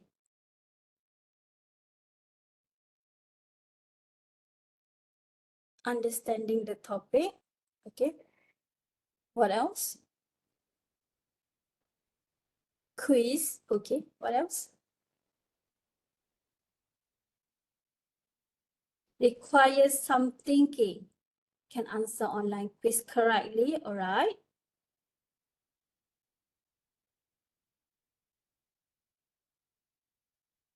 Okay, so everything about cognitive, about the knowledge, okay, that's the cognitive engagement. Okay, the second one, the behavioral engagement, behavior. Okay, so what do you think about the behavioral engagement? okay, still answering about the cognitive, refer to the mental effort and investment learners put into understanding and mastering a subject or task. Okay, that's good. Okay, about the participation. Okay, what is this for? Is that for behavioral engagement? Okay, let's dive in. Okay. Responding to tasks. Okay, let's dive in together. Okay, first about the cognitive engagement. Okay, so first involves how much students think deeply about the learning material. Okay, it's again about the knowledge, about the cognitive. Okay, about their mental effort to understand, okay, analyze, okay, and apply new knowledge. Okay, and then for example, this example of activities, okay, to promote the cognitive engagement because it's important. Okay, solving problems, critical thinking, and then making connections between what's learned and real world situations. Okay, this is just an example of how to promote the cognitive engagement. All right. Okay, next about the behavioral engagement. Now let's see whether it's correct or not. Okay, this refers to how active students are in the learning process. Okay, you see whether your answer is correct or not. Okay, it includes actions. Okay, because behavioral is about action. Okay, so it includes action like attending class. Okay, their behavior, they want to come to the class. Okay, participating in discussions. Okay, submitting assignments and engaging with course content. All right, and then example of the activities related to promote the behavioral engagements are, okay, responding to quizzes, posting in forums, attending visual study sessions, and submitting projects on time. Okay, this is the behavior. Okay, so, okay, can you see the different? Writing something on chat box. All right, that's also. Okay, that's why we need to promote them to answer, to respond, okay, to post the forum. Like what Dr. Zach mentioned earlier, we need to ask them, when you see the statistic, we can see, oh, you didn't post anything until now. It's already in 7 weeks, for example. Week 7, you still didn't post anything, you didn't do anything, you even didn't log in. So we as the teachers need to encourage them, okay, to change a bit of their behavior, okay? So that's why we need to ask them to post, to respond, to attend, or to submit, okay? That's what we need to do. Okay, and then the emotional engagement. It's about how students feel during their learning experience emotionally, their feeling.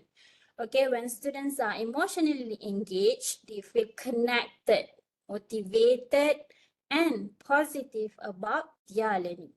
Okay, feeling excited about learning new topics, enjoying discussions with peers, or feeling proud after completing a challenging task. Okay, this is like a reward.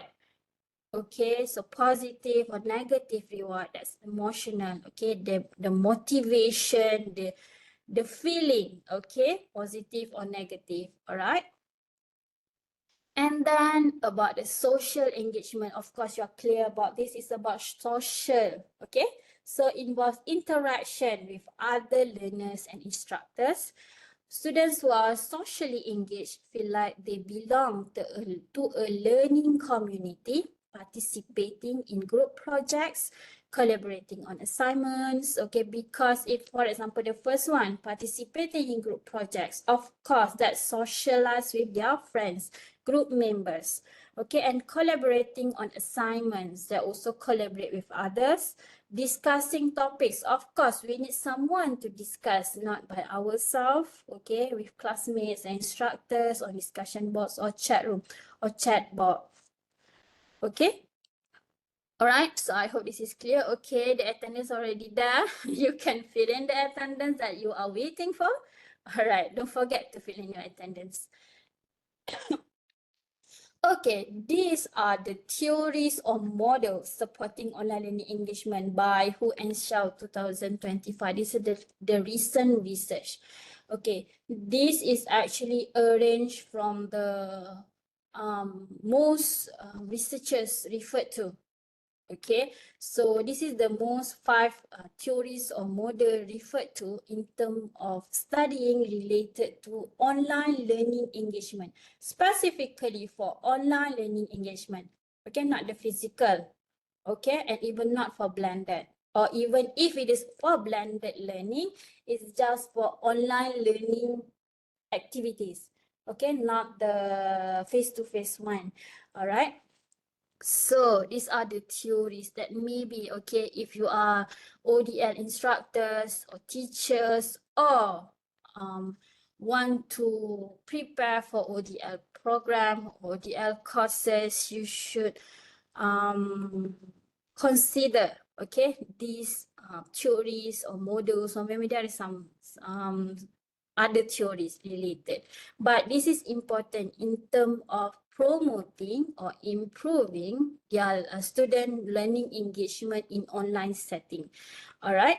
Okay, the first one is the community of inquiry. Okay, the needs of the cognitive present, the social present, and teaching present. I even saw the answer from the chat previously that someone mentioned the challenge is the social presence, okay, the teaching presence, of course we have, and the cognitive presence. All right. And then the second most referred to theory is the SDT, okay, self-determination theory, okay, that introduced about the autonomy, competence, relatedness, okay, and then the SCT, okay, social cognitive theory that introduced about self-efficacy, okay, in the earlier use or earlier theories, okay, related to social cognitive theory. The first one is the self-efficacy, but later on, okay, from the research found that self-regulated learning also one of the factors, most important components in the social cognitive theory. All right. And then followed with the transactional distance theory. As you can see its name, transactional distance. It's really suitable with the ODL. And even you know also about other ODL program. Okay, can you list down others ODL program or courses in worldwide? Okay, can you help me to list down? In UTM, we have ODL. Also in UTM, we also have 2 more. What is it?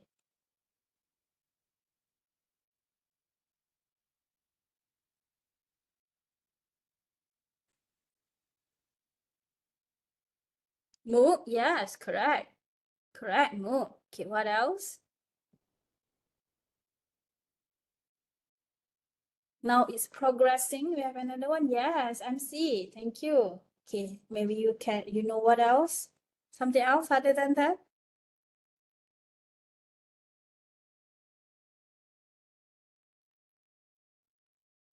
Okay.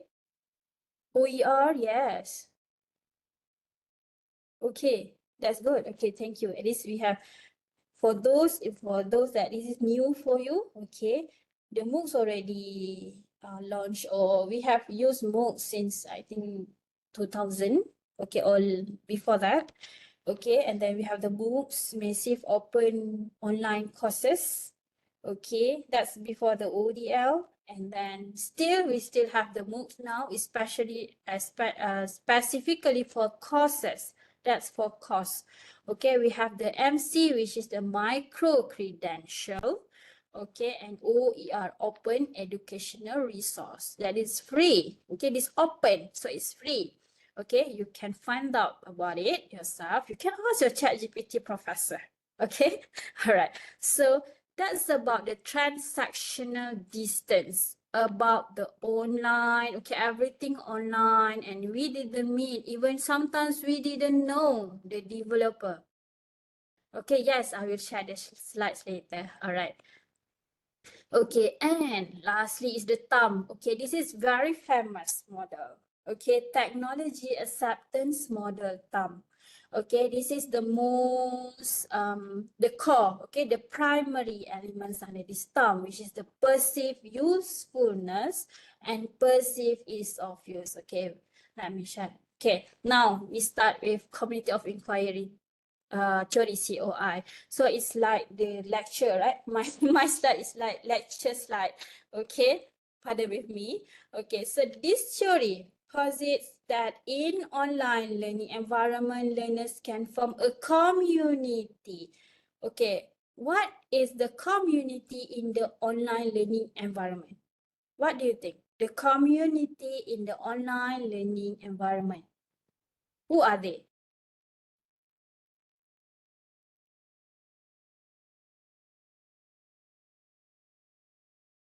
For example, we have an ODL program. Okay, you are one of the learner in the ODL program.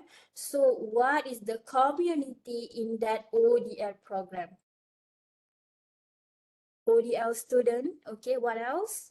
The student itself in the community. Is it just the student? Who else? The teacher. Okay, yes. Who else? Okay, both. Yes.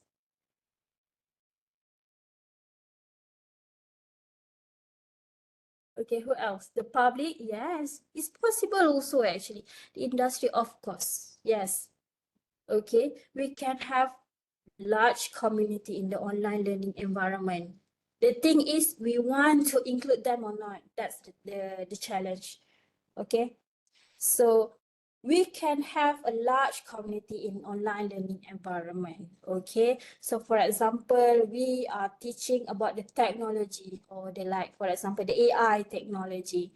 Okay, the community can be the student and then the instructor or the teacher or the lecturer. Okay, and we can include the AI expert in the community. Okay, so they can help, okay, to give feedback or anything. Okay, we can also include teachers from the school to join the community to give feedback. Is it relevant or not? Okay, if we suggest this kind of AI technology to the school, is it relevant? Or is it like, okay, later maybe student will just play with the AI and ask something else, okay, something like that. But the feedback is like, it's worth it, okay, to have that kind of feedback. Okay, so the community is important. Okay, what is Garrison said? Based on this COI theory. This is actually because this is to improve the engagement, to promote or the engagement in the online learning environment. As you know that in the online learning environment, we didn't meet each other. We just meet virtually. Okay, that's why this kind of community can support them. Okay, can give their support, continue learning. Okay, they can feel like even though that I cannot go to UTM, I can feel like I'm with UTM lecturers. I can feel like I'm learning together with the whole UTM team and others in Johor, for example, or other other state and also other country. Okay, maybe I can include the expert in UTM and also can include the expert in their workplace. Okay, that's for example. Okay, so the three fundamental factors by the COI is cognitive presence, social presence, and teaching presence. Okay, teaching presence is considered the most influential factor. Okay, teachers design, organization of course, facilitation of discussion. Okay, direct instruction. They can feel that now the teaching is happening. Okay, that's the needs that's the meaning of teaching present. It's not just, okay, just read this video from this YouTube, from this where, but where is the teacher? They cannot see the teacher. That sometimes happen in on or really open learning. Okay, so it's not guided. Okay, so that's why they cannot feel the presence of the teacher, the teaching. Okay, that's why the teaching present is important and significantly impacts students' engagement. Okay, this is from the research, not from me. Okay, this is from the research. Okay. Okay, and then for social presence, it includes the social respect, social sharing, open-mindedness, social identity, intimacy, okay, it's something like that. Okay, it's based on the research. Help elevate feelings of loneliness and anxiety. Okay, you know that when sometimes the student, I think you experience this. If you give group assignment or give assignment with very high marks, okay, so student will feel like anxiety. Oh, I'm afraid that I cannot do this. Is it correct or is it wrong? So it's good that you ask them to sit in the group, the community of inquiry. They can ask with each other, can ask other students to help. I believe that you cannot help them every day, every single day, every single hour. And I believe that they will ask you at night, during your sleeping time, okay? That's why you need to create a group of students, okay? They must have a group of friends or peers, okay? They can ask, but it doesn't mean that for the social present, the assignment need to be group work. The assignment can be individual. However, they will discuss how to answer. Okay, are they understand correctly? Okay, so they can discuss with others. Okay, that's the social present. And you can remind them that they cannot just copy others' writing, but because you will identify what who are their group members, okay, and then you can let them discuss, and then maybe you can have like self-reflection what they did during the group discussion, okay, how their friends help them, okay, in completing their assignment, okay. And then cognitive present, this is of course, okay, the cognitive itself about the knowledge, okay, knowledge absorption and construction, okay, just as Dr. Z mentioned, okay, if the student prefer to short video, okay, so you can try to chunk your video if that's the easiest way to do. Okay, let's say you want, okay, let's say I'm teaching the statistic. So let's say I want to teach how to do the statistical analysis. Let's say how to run the t-test. Okay, so because the process is long, so I can chunk them. Okay, first I need to do what? Okay, create the hypothesis first. Okay, that's one video. Then what to do next? Okay, identify the data, or maybe add the data in the SPSS. That's one video. Okay, what else? And then I need to find out the variables and so on, and what to do next and next and next. So it can be one by one. So chunks the video, chunks long video into few videos, few short videos. Okay, to ensure that the knowledge is absorbed fully. Okay, and to construct, you need to guide them to construct the knowledge. Okay, so for now, all good about the COI? Everything good?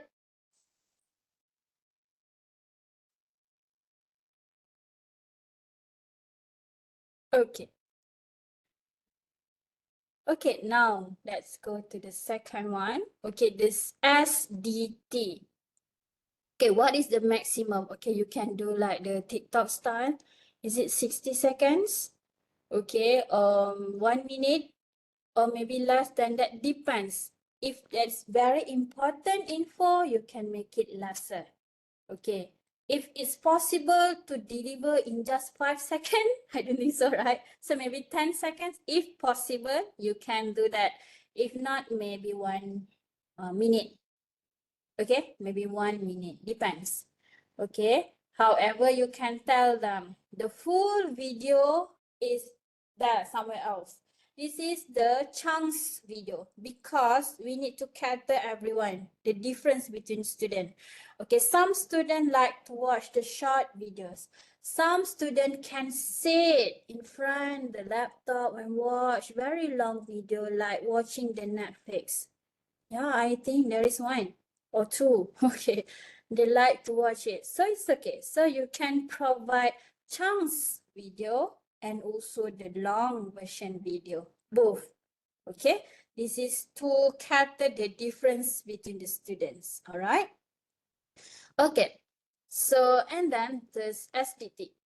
The core factors of autonomy, competence, and relatedness are fundamental needs that can enhance learners' internal motivation and engagement. See, you can see the correlation or relationship between this SDT to improve the motivation, to enhance the motivation and also the engagement. All right. Let me hide this chat first. Okay, so the findings. Okay, findings. Students with a stronger sense of autonomy. Okay, the first one is the autonomy. Okay, the first one is the autonomy. So stronger sense of autonomy and intrinsic motivation are more likely to actively participate in online learning activities and tasks. Okay, do you clear about this autonomy? Okay, they can do what they want. They can like arrange the activities themselves. Okay, it's like that. That's the autonomy. Okay, and then the relatedness. Okay, students with stronger sense of relatedness can overcome feelings of isolation and alienation. Can you see the relatedness? This is just like what has been discussed in the COI. See, the relatedness is important in the learning. And not only in online learning environment, but also in the physical face-to-face learning. Okay, however, this relatedness is difficult. It's the challenge in the online learning environments. That's why this should be considered. Okay. And because this can overcome the feeling of isolation and alienation, okay, alienation, see, in online learning, as they maintain closer relationships with teachers. Okay, don't angry with them if they ask you. If you don't want them to ask you so many times, let them ask in the group. Okay, you have the WhatsApp group or any group. Okay. So let the student knows if you don't like to be disturbed personally, you can ask them, okay, please ask questions in the group. Okay, so other student can see the question. So what you need to answer only once. Okay, if student asks again, you can like reply to the previous message, or maybe sometimes you can see that other students will help, like, okay, the teacher has already answered the question, something like that. Okay, if you don't want to be disturbed personally every time, okay, even during your sleep, okay. However, it still need the close relationship between students and the teachers, okay. So because it could result the higher levels of engagement. Okay, and then perceived competence refers to learners' subjective perception in evaluation of their ability to complete online courses or tasks, exhibits a positive correlation. Okay, that's why, okay, when you give their the task to them, or give the activities to them, or maybe give like assignment to them. Okay, you if the assignment is like too many things to be answered, that maybe sometimes they will feel like, I'm not competent to answer this, I'm not competent to submit this assignment, because so many things, because the first part of the assignment he or she didn't understand yet. So you can like separate the assignment into a few parts. Again, chunk the assignment. Okay, or separate into a few parts. Let's start. Okay, part 1. Okay, it's about the analysis first, maybe, and then second part is the design of something, maybe, and then need to develop something if needed, and then the result of it. Okay, so make it into parts, not just, okay, 30 marks for the whole thing. Yeah, I think 30 marks is not so much, but for online student, it will be like a burden to them. Okay, guideline untuk assignment. Okay, guideline untuk assignment saya tidak sediakan lah. Okay, tidak, I'm not prepared for the guideline of the assignment. However, if you want, I can show you the example of my assignment. Okay, later after this. Okay, is it okay? Because my assignment, there's actually the whole project, but I chunk it into a few. Okay.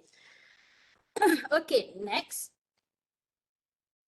And then how these needs can be met in online learning environment. Actually, I have mentioned earlier, okay, teacher support plays a crucial role in meeting learners' need. Okay, how to do that? Provide and recommend various type of digital resources to support students learning anytime and anywhere. Okay. Offering clear guidance on digital submission and technical issues. Okay, for example, you have students from China, right? Okay, they sometimes have issues with the WeChat, the WhatsApp. So they can use WeChat. Yes, they can use the VPN in China, okay, in order to install the WhatsApp. However, sometimes the VPN has problem or error something, okay? So if possible, you can like you can also install the WeChat. Okay, so we can help them. Yeah, we don't want that because of the communication issues, student is lacking. Okay, we don't want that issue to like prevent student from pass this course or something like that. So it's just about the technical issues. Okay, we need to help them to learn anytime, anywhere. Okay, and then utilizing carefully designed learning materials. That's the reason why in UTM SIM is important. Self-instructional material. For those not from UTM or for those that not familiar with the ODL program, self-instructional material is very important. So the instructor or the teacher need to prepare the SIM or self-instructional material, okay, before we can deliver the course. Okay, so because the self-instructional material is for the ODL student, they will learn self-learning. Okay, self-learning. So that's why the material need to be completed first. Okay, to provide everything in the e-learning or the ODL system or the Moodle, okay, or in the LMS, the learning management system. We need to provide them all. We cannot hide. Okay, normally during the mainstream program or program perdana, okay, even me too do that. Okay, we will hide. Okay, we will show, okay, this is the first week class. We show the first week material, everything hide. Okay, hidden. But for ODL, we cannot hide. We need to allow them to refer to any topics they want to. Okay, that's the ODL. Okay, that's even for the online learning environments. We cannot say that, oh, you must start the first topic first. You cannot start on the last topic. No, you cannot say that.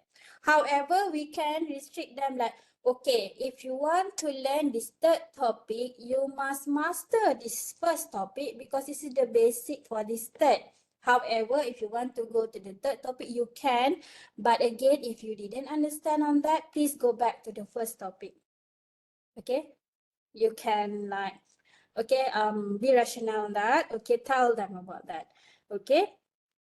And then about the providing multimodal feedback to students in asynchronous forums. Okay, we have the asynchronous and also synchronous. Okay, 10 minutes here equals to 1 hour SLT. Yes, correct. Okay, so that's correct. Okay, so now we have the synchronous and asynchronous. So do you know what is the difference between synchronous and asynchronous?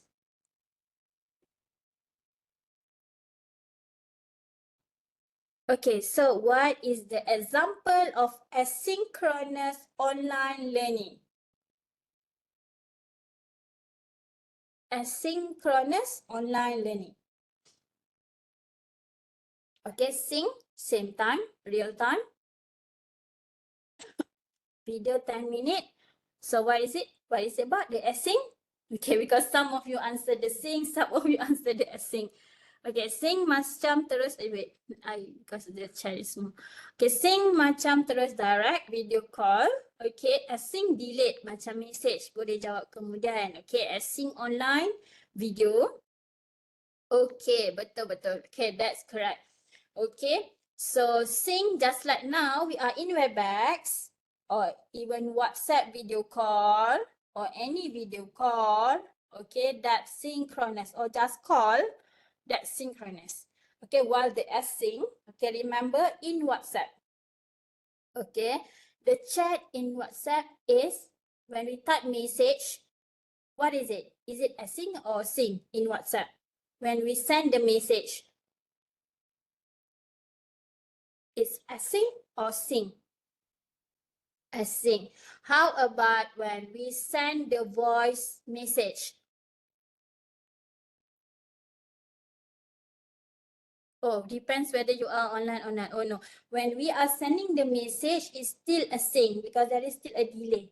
Okay, so when we are sending message to the WhatsApp, it's asynchronous. It will never be sync. Okay, and okay, so the voice, how about the voice message? Okay, we say and then we send. You know, right? We record, that's voice message. Not voice call, voice message. So we click on the mic. Okay, we said, okay, saya nak pergi ni. And then I send. Okay, that's async. Yes, the voice message is async. Okay, because we need to finish talk first before we can send. Okay, and how about the voice call in WhatsApp? Sync, and same goes to the video call. All right, that's correct. Okay, you need to differentiate. Okay, even in WhatsApp can have both async and sync. All right, you need to remember that. Okay, don't be confused on that. Okay, so now again, okay, providing multimodal feedback to students in asynchronous forums, hosting real-time interaction process through instant messaging software, and using visual aids such as images, emoticons to facilitate communication and create a positive mood. Yeah, okay. And then a supportive online learning environment is conducive to meeting the needs of learners, particularly with easy-to-use online learning platforms and sufficient home equipment and resources. Okay, learners' self-regulated learning ability, digital literacy, and prior learning experience also important. Okay, in order to map these needs. All right. Okay, let me read the chat first. Greeting, doctor. Sometimes ODL students may view our teaching and their learning in a way that resembles conventional students. They often overlook that ODL is a self-directed learning approach, even though the resources and materials are available for them to actively participate. despite our explanation to them, they still insist for similar approach. This can sometimes lead to challenges in the teaching and learning dynamic. How to deal with this? Okay, I also have this. I also have this experience, okay, relating this. Because they think that, okay, they don't want to come to UTM, but they want to learn like the mainstream. It's like, okay, for the mainstream or perdana, okay, so the class is 14 weeks. So every week has one time class. So there is 14 times class. Okay, 14 classes. So they expect that when they join the ODL program, they will also have the 14-week class. However, it will be fully online. They don't need to come to UTM. Okay. However, they need to understand that ODL is about the flexibility. Okay, it's about the self-regulated learning. Okay, maybe they don't want. I understand that they want the learning that every week. The class is every week. They want that. Okay, that's the challenge. Okay, so what you can do is, okay, give them exercises or quizzes or activities that like compulsory to them. It's slightly, okay, I did it before actually. Okay, because for example, I have class every 2 weeks. So this week has class and then next week no class and then we have another class because the class in UTM is only 6 weeks. It's like that, almost like 2 weeks or 3 weeks. Difference, okay. And then say let's say this week I have class, okay, I will let them know that, okay, so before next class, okay, next week there is no class next week you must settle certain activities. I will give you mark for that, okay, and that activity will be like we will use that data or the findings from the activity for the next class. Okay, and it's actually the ODL learning is not about during the class. Okay, the class is only 2 hours. During the class is actually not for teaching, supposedly. Okay, for ODL program, supposedly not for teaching. That's why we have the SIM. That's why, okay, every week we need to let them know in the group that, okay, please read about this. I will ask you something about this. Okay, so they need to answer, and maybe this is like small portion, maybe, okay, this is your 2% marks. Okay, I will bring these marks until the end, okay, and total up everything. Okay, this is just actually to engage them, okay, to let them join, to read. Okay, it's actually for the ODL courses during the class, it's just for the question and answer. That's why they read the lecture note, okay, or watch the video related to the lecture note. That's why for ODL we have the video and also the lecture note. So if they want to watch the video, they can watch. If you want to read the note, they can read. But if they didn't understand, refer back to the video. Okay, so during the online synchronous session is actually for them to ask but whatever that they didn't understand from their reading or from the activities. Okay, that's how we did it for the ODL. Okay, is it answer your question, Doctor? Is it? Okay, so I hope the answer and can help you, okay, in order to engage the student and it's actually to like tell the student that this is ODL program, that its approach is self-directed learning, okay? All right, So let's go to the next slide. Okay, then about the cognitive theory. Of course, the first one is the self-efficacy. The first core components of ICT is the self-efficacy.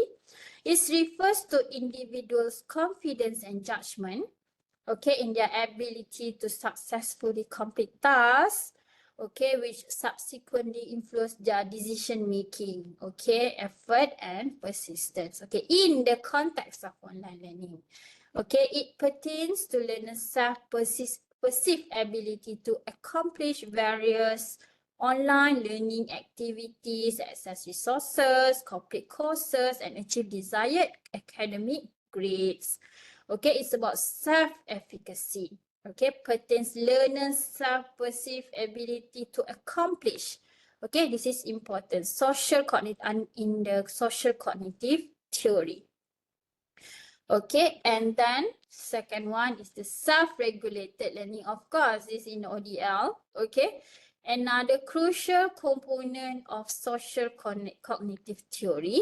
Okay. This theory suggests that learners can improve performance by independently setting goals, monitoring their progress, adjusting learning strategies, and evaluating their outcomes. Okay, they suppose they can independently setting goals, even though that it's actually guided. Okay, even though that we ask, okay, please set your goal. Okay, what you will do from the start until the end, you can ask them. However, it's kind of like, okay, doctor, can I submit my goal, my plan to you, and you check? It's actually not really that their independent goal, but it's like, it's guided. And okay, I check that. Okay, sometimes I will like correct them. Okay, so it's like not really independent. Okay, it's like guided also, but still okay. Okay, it's still okay because we need to help them because maybe they are during their master, for their degree, for example, and now their master through the ODL program. During degree, everything is spoon feeding. Okay, everything is given. So they are not really independent, and then direct to the master using the ODL program. They're not independent yet. Okay, we can guide them. Okay, and slowly we will guide them toward the self-regulated learning. Okay, and it has significant impact on learning engagement. Okay, and this self-regulated learning abilities composed of 6 aspects. Okay, goal setting, time management, environmental construction, task strategies, seeking help, and self-evaluation. All right. So what time is now? It's 11. Okay. Okay, and then transactional distance theory, as its name, okay, transactional distance, okay, the gap in communication and understanding caused by physical distance between learners and instructors, which has been found to be closely related to learning engagement. Okay, in online learning, enhancing online interaction is the best way. So again, online interaction, engagement, okay, and can make the gap between the learners and the instructors smaller. Okay. And then the interaction. Okay, now under this more theory. Okay, this is more. Okay, more theory. Okay, so interaction in the context of online learning can be categorized into learner-instructor interaction.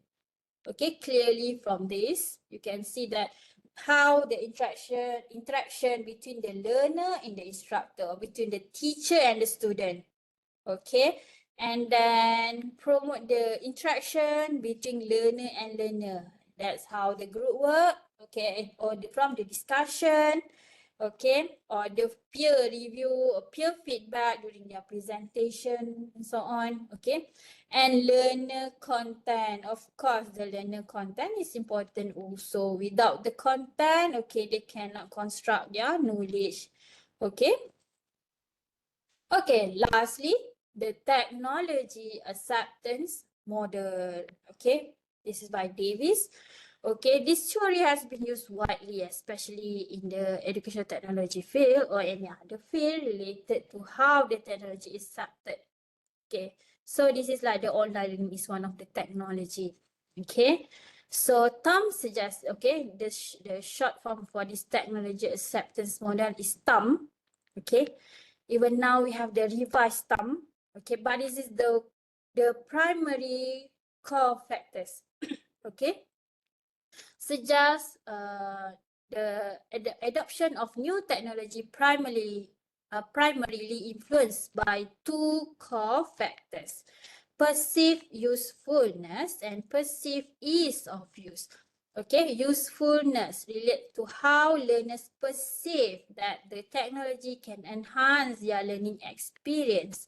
Okay, while the perceived ease of use reflects learners' perception of how easy or convenient to interact with the technology. That's why we should use the technology that they are familiar with or they might struggle in using the new technology. Yes, we will introduce the new technology, but do not forget the later one. Okay, so because we need to let them have this perceived ease of use. Okay, this highlight the importance of designing online learning systems that are perceived as useful, okay, and user-friendly to promote learning engagement and adoption of the technology. Okay, so this is just some helps, okay, related to the summary related to the online learning practices to foster engagement. Okay, you can see from here, right? Okay, this is the practice. Okay, what you can do, what are the engagement types might involve, okay, why it works. Okay, for example, okay, breakout rooms we have in WebEx also. Okay, do you familiar with this breakout room? Anyone? Anyone use it for your teaching or learning? The breakout rooms in WebEx or in Meet or any other in Zoom, Microsoft Teams? Sometimes, okay, that's good. It could promote collaboration and peer discussion, that's good. Okay, and then weekly check-in polls, okay, such as Mentimeter. Okay, not always. Okay, yes, true. Not always. Even now, we didn't use the breakout room. Okay, so we have also the polls. Even, do you know that WebEx have poll?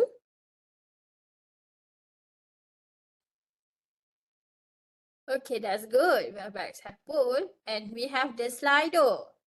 Have you tried the Slido?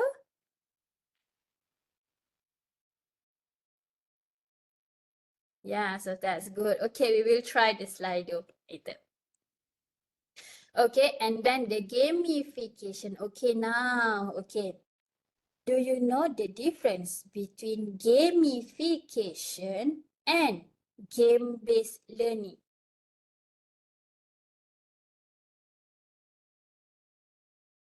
What is the difference? Okay, you can ask AI. I'm okay. What is the difference between gamification and game-based learning?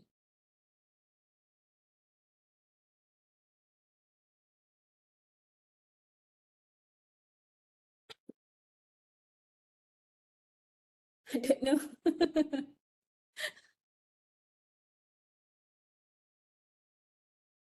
Okay, gamification probably not structured. Okay, let's see from others. What is it? Don't know actually. Okay, let's wait from others. Okay, what is the difference between gamification and game-based learning?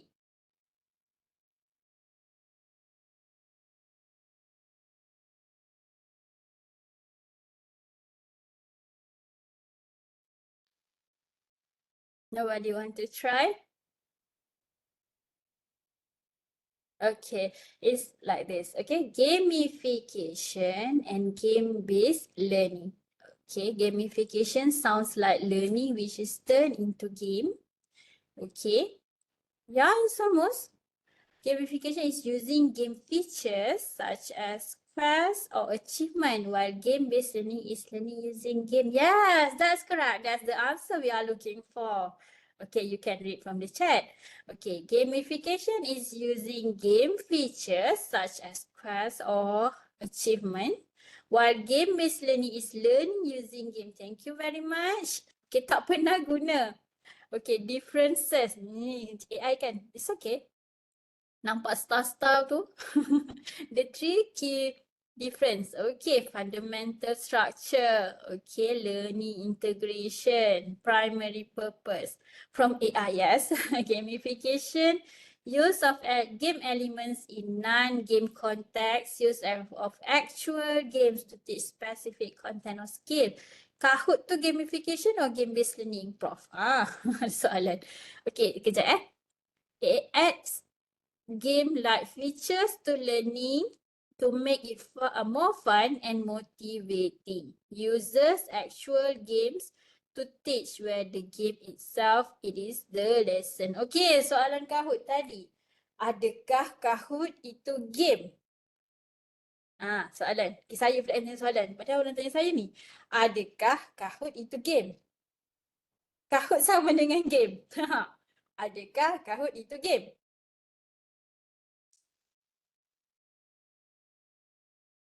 Game. Betul ke? Kahoot itu game?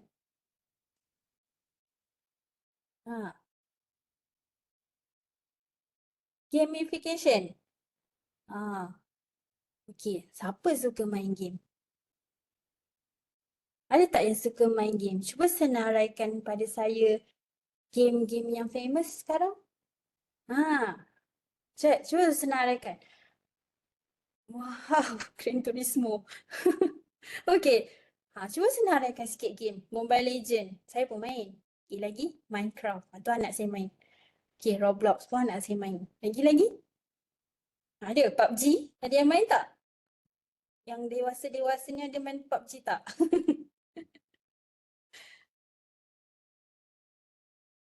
Capybara, Allah.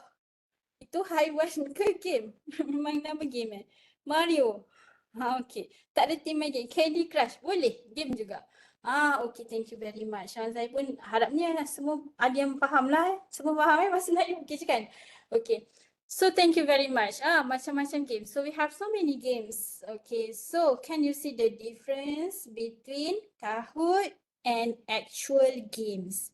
Okay, the games such as the Gardenscape, the Candy Crush, the Mobile Legend, the PUBG, Animal and Coins tak pernah dengar tapi mungkin Mario yang ada dulu, ada apa yang susun pasal chef, susun makanan, Diner Dash kalau zaman-zaman saya lah, ada siapa pernah main Diner Dash, Tetris, okay that's games. Okay, however, in Kahoot, it's more like quizzes but in gamification. Okay, so it's quizzes. Yes, true. Kahoot to quiz game. So it's actually related to gamification. Kalau games itu sendiri dia memang game. Macam kita main game tu, dia lain. Dia boleh jadi sometimes adalah kita belajar tapi lebihnya lara. Something like that. Taklah semua, kita taklah semua. Okay, tapi dia lebih ke arah tu lah. Tapi that's why we have the Kahoot now, the gamification. It's not really that we are playing. Okay, when we got the score, okay done, that Kahoot, our Kahoot done. Okay, that's how we did it. Okay, that's gamification. Okay, so don't confuse. Game-based learning is using game. Such as this, kalau physical, we play yang snake and ladders. Okay, kita main yang ada board game. So itu kalau yang physical lah. So ada board game dan any games traditional yang kita main. Batu seremban. Okay, that's game-based learning. However, the gamification adalah the game feature. So kalau kita main game kan ada badges, ada points, ada leaderboard, siapa paling tinggi, siapa paling rendah. We are tend to fight our friends. Okay, kita kena menang ni. Kita nak menang, kita dapat hadiah. However, it's not necessarily that we are playing the game. Okay, it's just the game features. Alright, I hope this is clear. The difference between gamification and game-based learning. Okay, can you give thumbs up for me to see that you are clear about this? Okay, how about the rest? All good? Okay, thank you very much for that. Okay, so I know that you are still here. Okay, and then the digital storytelling has also been mentioned by Dr. Zach about the storytelling, the interactive videos, the virtual peer review, okay, learning journals or blogs. Okay, you can ask the student to do this, learning journals and blogs. Okay. So from that, you can see that maybe they are depressed or feel like, oh, so many assignments to do, all these assignments, so many marks. Okay, I'm afraid that I cannot get full marks, something like that. Okay, asynchronous voice or video messages, self-assessment quizzes. Okay, so this is also needed in the ODL learning or online learning or any online learning, MOOCs, MC, and so on. Okay, scenario-based learning, discussion prompts with peer replies, student-led webinars, okay? Even you can ask student to organize a webinar also, right? This is practices to foster engagement. Next one is about measuring. Okay, previously about the practices and now how to measure online learning engagement. Okay, how to measure the behavioral engagement is an example. Okay, example of tools, LMS analytics, we have in the ODL system, and also we have in the e-learning, we have the analytics. Okay, the SCORM logs. Okay, this is the login data. Okay, data logging. Okay, and the cognitive rubrics, and of course the quiz and so on. Okay, emotional engagement scale, experience sampling. You can find out about this further later. Okay, social engagement, even the COI surveys have, because it's social engagement survey in this COI, Community of Inquiry, social network analysis tools. Okay, self-regulation rubrics, reflection prompts. Okay, this is needed. Okay, that's why in ODL reflection is highly needed. Okay, because for them to reflect. Okay, it's also for us to improve. Okay, what is lacking in our teaching. Okay, learner-instructor interaction. So the COI teaching presence survey, and then learner-learner interaction. You can also use the COI social presence or peer assessment rubric.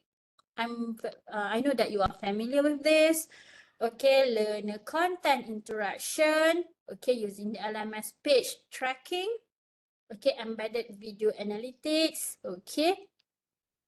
Okay, this is the technology, using the technology to record what they did. Okay, what page they go to. Okay. And then technology engagement, the term-based, okay, the technology acceptance model, survey, okay, usability feedback forms, and satisfaction and perceived learning course experience questionnaire, or also known as end of course survey. I'm very sure that you are familiar with this. Okay, and adapted COI tool. Okay, why is mentioned adapted here? Because it's not just the COI,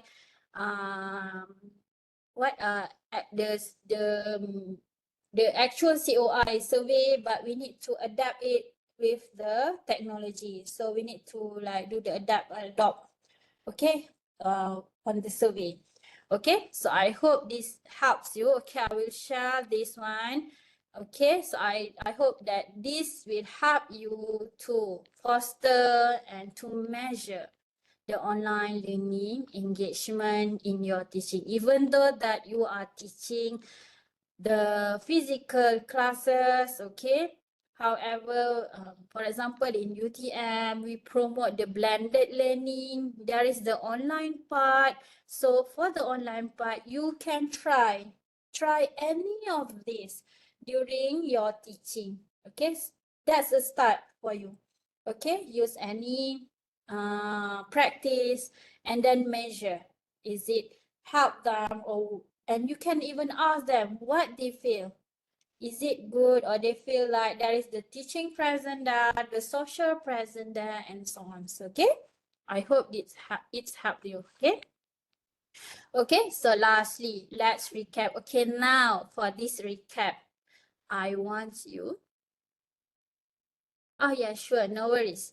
Okay, thank you very much for joining us. Okay, let me stop this first. Okay, we want to recap now. Let's try the Slido. Okay.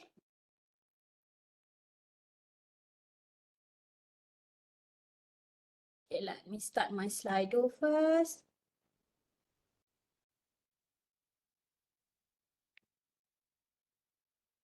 It takes time. Okay.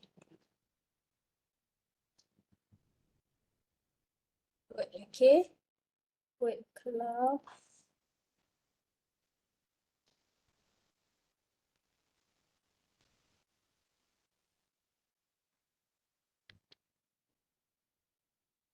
Okay, I launched my Slido. Do you see in your screen? Or in your phone screen or laptop screen? The question is, what do you learn today? Please answer and submit your answer. And this is include the from the Dr. Z part. Okay, you can include what you learned from Dr. Z part. I can see that three typing, 4 typing. Okay, andragogy. Okay, I cannot see who answered this question. I can see the analytic later, but for now, okay, you can see, right? What others submitted. Okay, you can see the andragogy, pedagogy is super cool. Online pedagogy. Yeah, you can submit that. Miss Nusia Devi, do you see the word cloud that I shared using the Slido?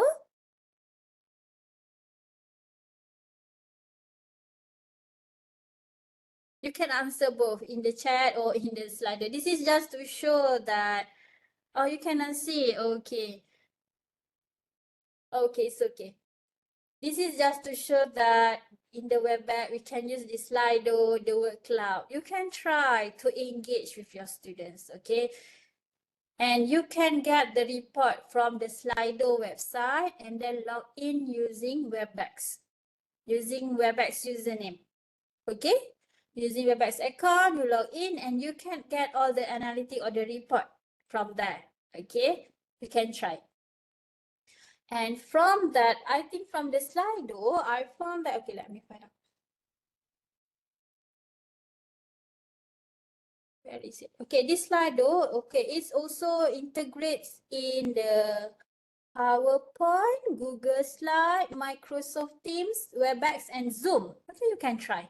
For those who didn't use WebEx in your school or in your university, okay, and you can try on Zoom or Microsoft Teams or Google Slides or PowerPoint. Okay, Dr. Zach, thank you for that. Click on the button apps next to the chat and participant button. Okay, thank you. Because I'm not sure how the rest participants view. Okay, thank you so much. Okay, we can see that. Okay, because if you answer this, give the same answer, it will like green, blue to say that, okay, most of you answer pedagogy. It's like that. Okay, we can see that.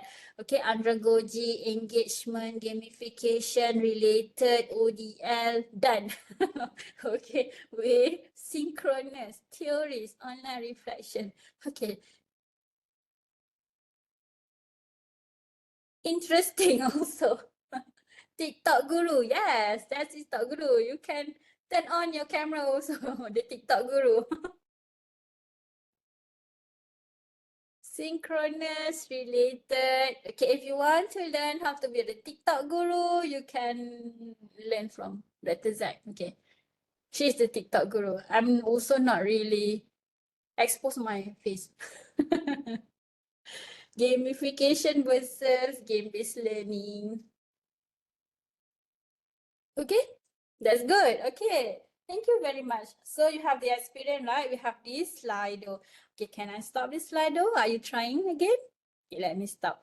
Okay, thank you very much for your participation in this Slido. Okay, now I want to see, because previously someone asked about the chunks of the guidelines, right? Okay, let me show. Okay, let me show my ODL system.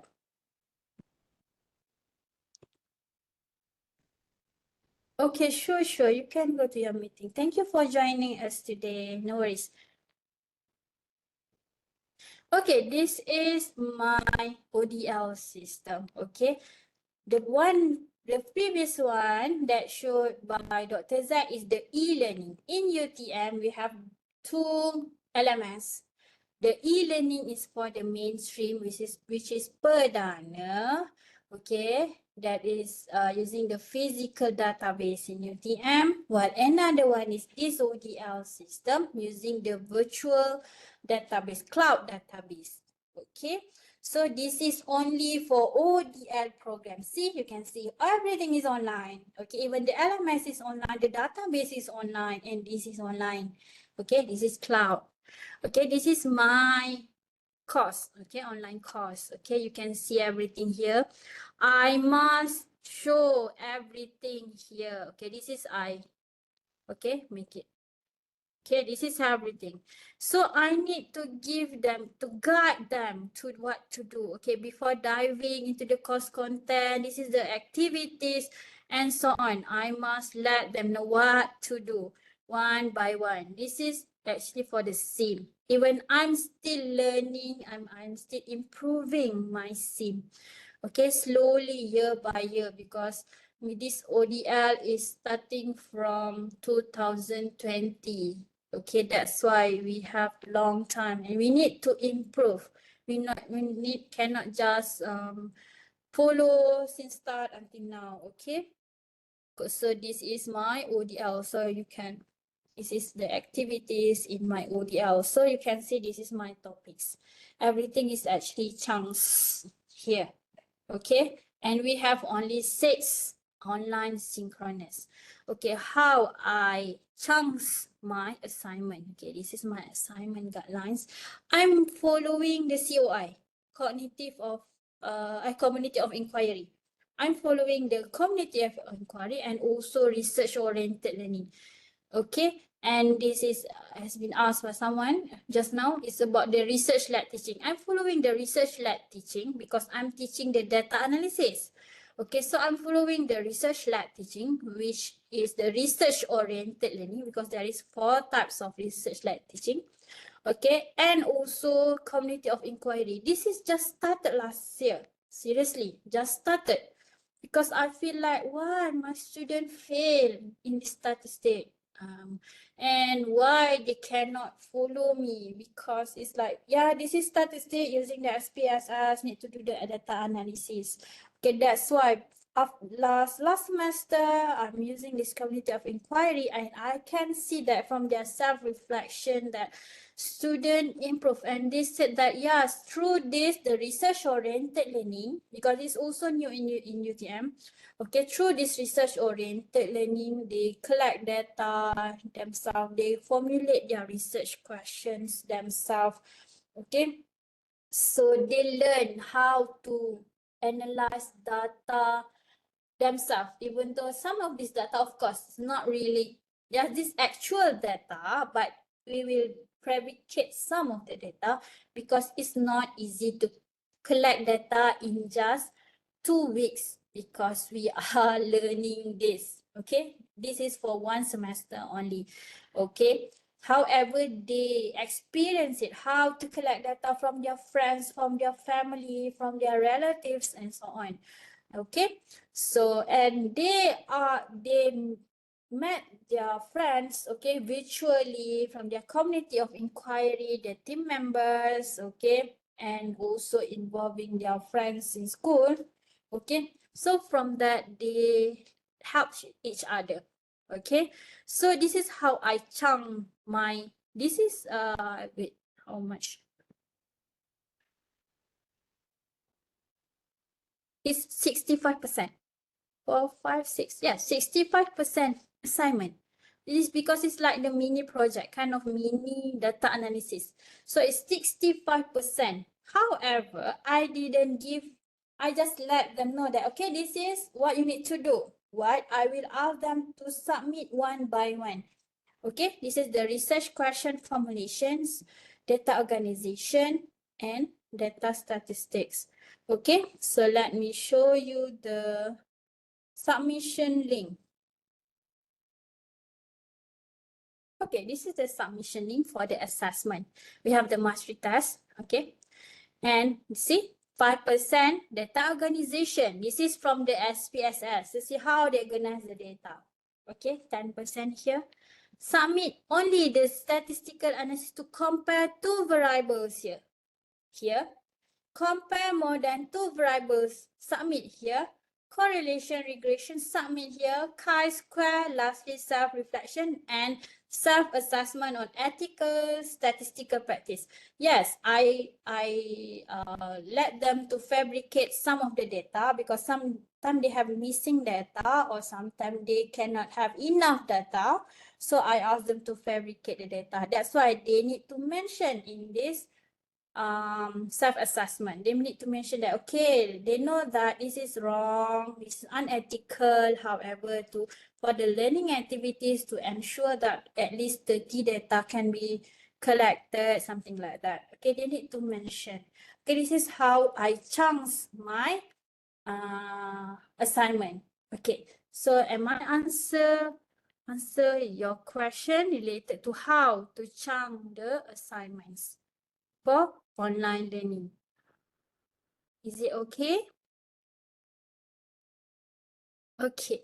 I hope I can help you and also I can help others also in terms of designing effective ODL courses, ODL program or online activities, even though that maybe in 14 weeks you will have one online class.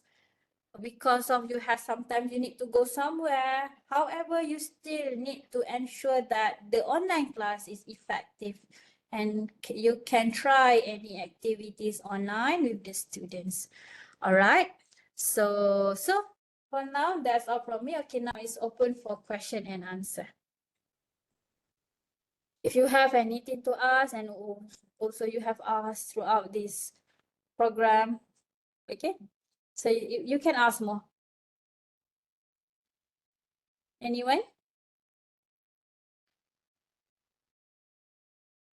Oh, already almost 12, right? It's tired already. Salam. Saya Dr. Iqmal daripada FKM. Yes. Nak tanya sikit lah. Ada masa buat pembentangan untuk peta kerja, ada dalam CI dia disebut kalau boleh untuk tukar final exam tu kepada method lain lah untuk dijadikan assessment kan. Apa best option kita boleh replace final exam tu? Selalunya apa yang best practice yang ODL pakai? Macam, okay, sebagai contoh saya memang tiada final exam. Dan itulah projek. Oh, Kita buat projek. Ya, betul. So Projek projek tu tu sebab markah dia banyak kan? yang macam tadilah ya. Okey. Membantu ke doktor? Okey, membantu. Okey. Nak tahu yang option mana the best projek lah. Okey, baik. Boleh. Alhamdulillah.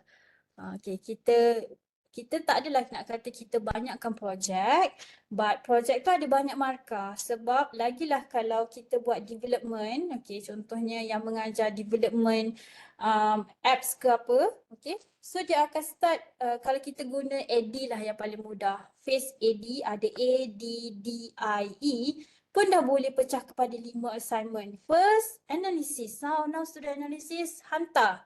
Dapat markah. D, design and develop and implement and evaluate. Evaluate by siapa? Kita tak bolehlah nak kata pergi ke sekolah. Jadi evaluate dia peer. Okay, peer assessment. Peer yang evaluate. Macam itulah contohnya. Ataupun Jadi projek tu individual or groups ke macam mana kita boleh untuk saya varietykan dia? Grup hanya untuk perbincangan tadi, Okey, COI. baik. Okey. Okey, satu lagi isu adalah kadang-kadang dekat ODL ni good to have group work, tetapi yelah saya pun di samping lah, sambil-sambil lah ni sebagai menguruskan ODL di SPS, sambil-sambil lah ada juga komen di pelajar. Pelajar ODL tidak berapa gemar dengan group work sebab mereka kan belajar fleksibel, Betul. regulated learning, susah sikit kalau assignment tu kena hantar bersama. Faham. So they prefer they can discuss together tapi buat sendiri-sendiri. Macam tu. So outcome individual lah. Baik. Betul. Sebab yelah kadang-kadang dia pun berkira juga ada pelajar yang menumpang kan. Itu biasalah. Alright. Okey. Terima kasih. Bantu doktor? Sama. Bantu. Terima kasih Prof. Sama-sama.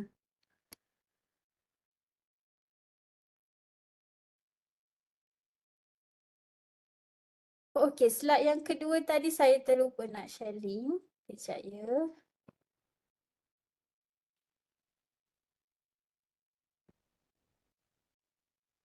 Okey, untuk download slide yang kedua, saya sebenarnya ada bagi QR tadi, pasal saya terlupa nak show. Tapi tak apa, boleh juga klik pada link dalam chat. Ni untuk, sebenarnya ada QR, tapi tak apa, saya tak show semula. So boleh ambil daripada link lah, ni link QR juga. Okey, untuk pemarkahan, kalau tak nak ada final exam, maka untuk video tu memang kena lagi banyak dari markah as a group.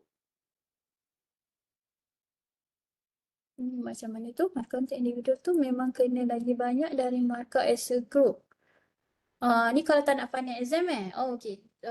Okey, satu lagi, kalau nak mengelakkan final exam juga, tapi jangan lupa, walaupun kita buat projek, pastikan ada test. Ataupun saya buat mastery quiz sebab saya tak nak buat test. Sebab saya nak buat dia fully flexible. Kalau kita buat test, dia kena on this time, kena datang dan jawab. Saya nak cuba tengah dalam proses ni sebenarnya. Tengah mencuba mastery quiz, they can answer anytime. However, bila dia tekan je start, dia akan set 1 jam atau setengah jam, masa tu juga kena jawab. So 1 jam tu dikira daripada dia start hingga habis. Sebab saya tak nak set satu masa specific time for them. Itu pun dah ada markah. Katalah kita ada 3 quiz, 3 mastery quiz tu 30. So the rest hanya 70. 70 tu kita boleh agih lah contohnya.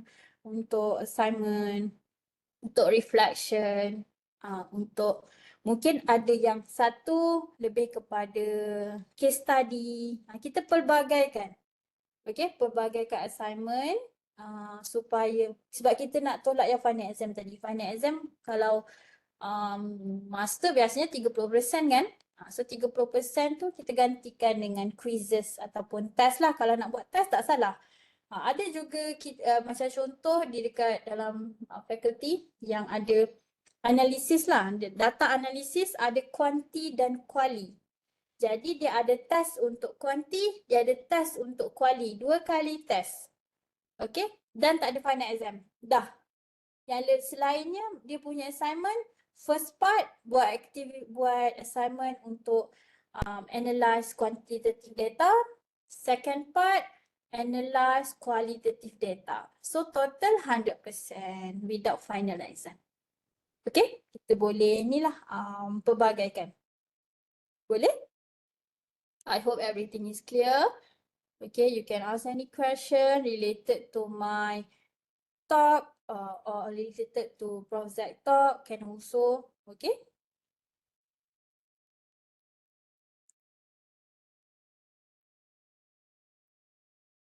Oh, no?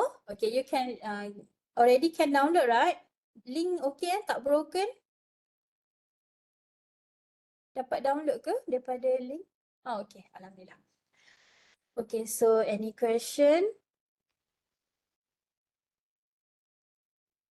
Okay, I think no more question, right? So, okay, cuma mulut tak reti nak download. Okay, so ada tempat nak tekan tu. Okay, so alright, good.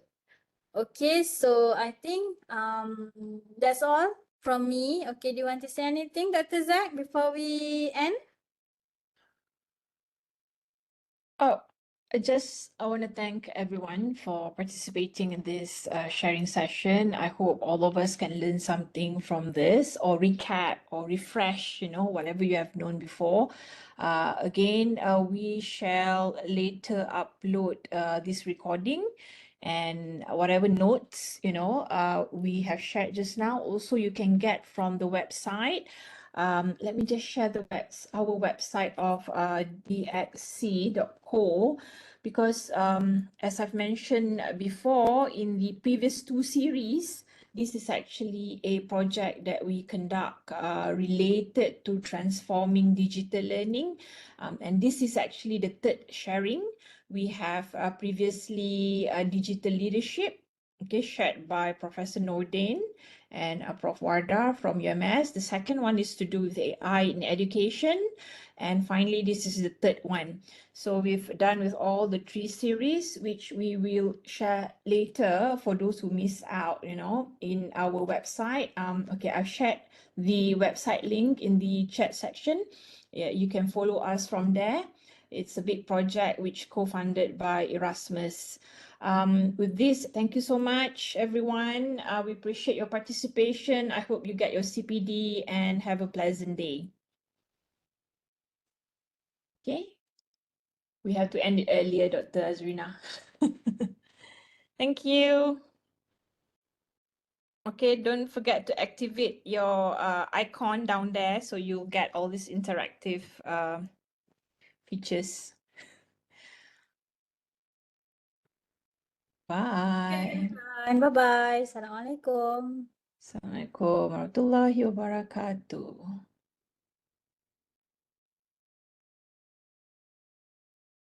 Thank you, Dr. Zak, Dr. Azrina. Thank you so much for your participation. Hey, Prof. Nordin, you're there. What time is it in US? 10 malam. Ah, I thought you're in Grand Canyon or somewhere.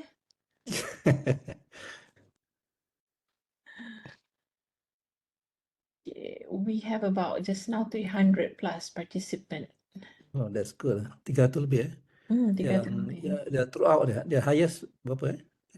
It was the first sharing digital leadership that was almost 2,000. So Oh, yang tu okay. Yang this session the peak at 300. Not bad. I think just now I have to check again the attendance later. But all in all, I think the third one is actually more targeted for academicians, right? Because since it's pedagogy. Yeah. Oh, don't mind us. The rest can leave the session. Just talking to Prof. Nordin. Well, at the same time, our partners in Cambodia are conducting. Oh, they will today, be right? conducting. Yeah, today afternoon. I think too late for me. I was thinking, bagus today. I thought I can join them, but yeah, I can't make it because I have class at 2. But I'll ask I think the session, I think they're conducting local language. I think they're targeting more for their staff also. Yeah, even previous session also they conduct in Khmer language, so I can't understand. But we have the recording. Yeah, thank you, Doctor. So yang lain tu boleh lah. Okay, if that's the case, we'll just end it here, yeah. And once we have a session with Dr. Norbiha. Actually, she tried to find a date. Yeah, I shall inform others if she managed to have it. Then we create a poster and inform everyone. Sebab last time kan dia tak jadi kan? Ya, betul. Session itu. Okay, Prof. I have to go now. Okay, thank you. Okay, take care. Bye.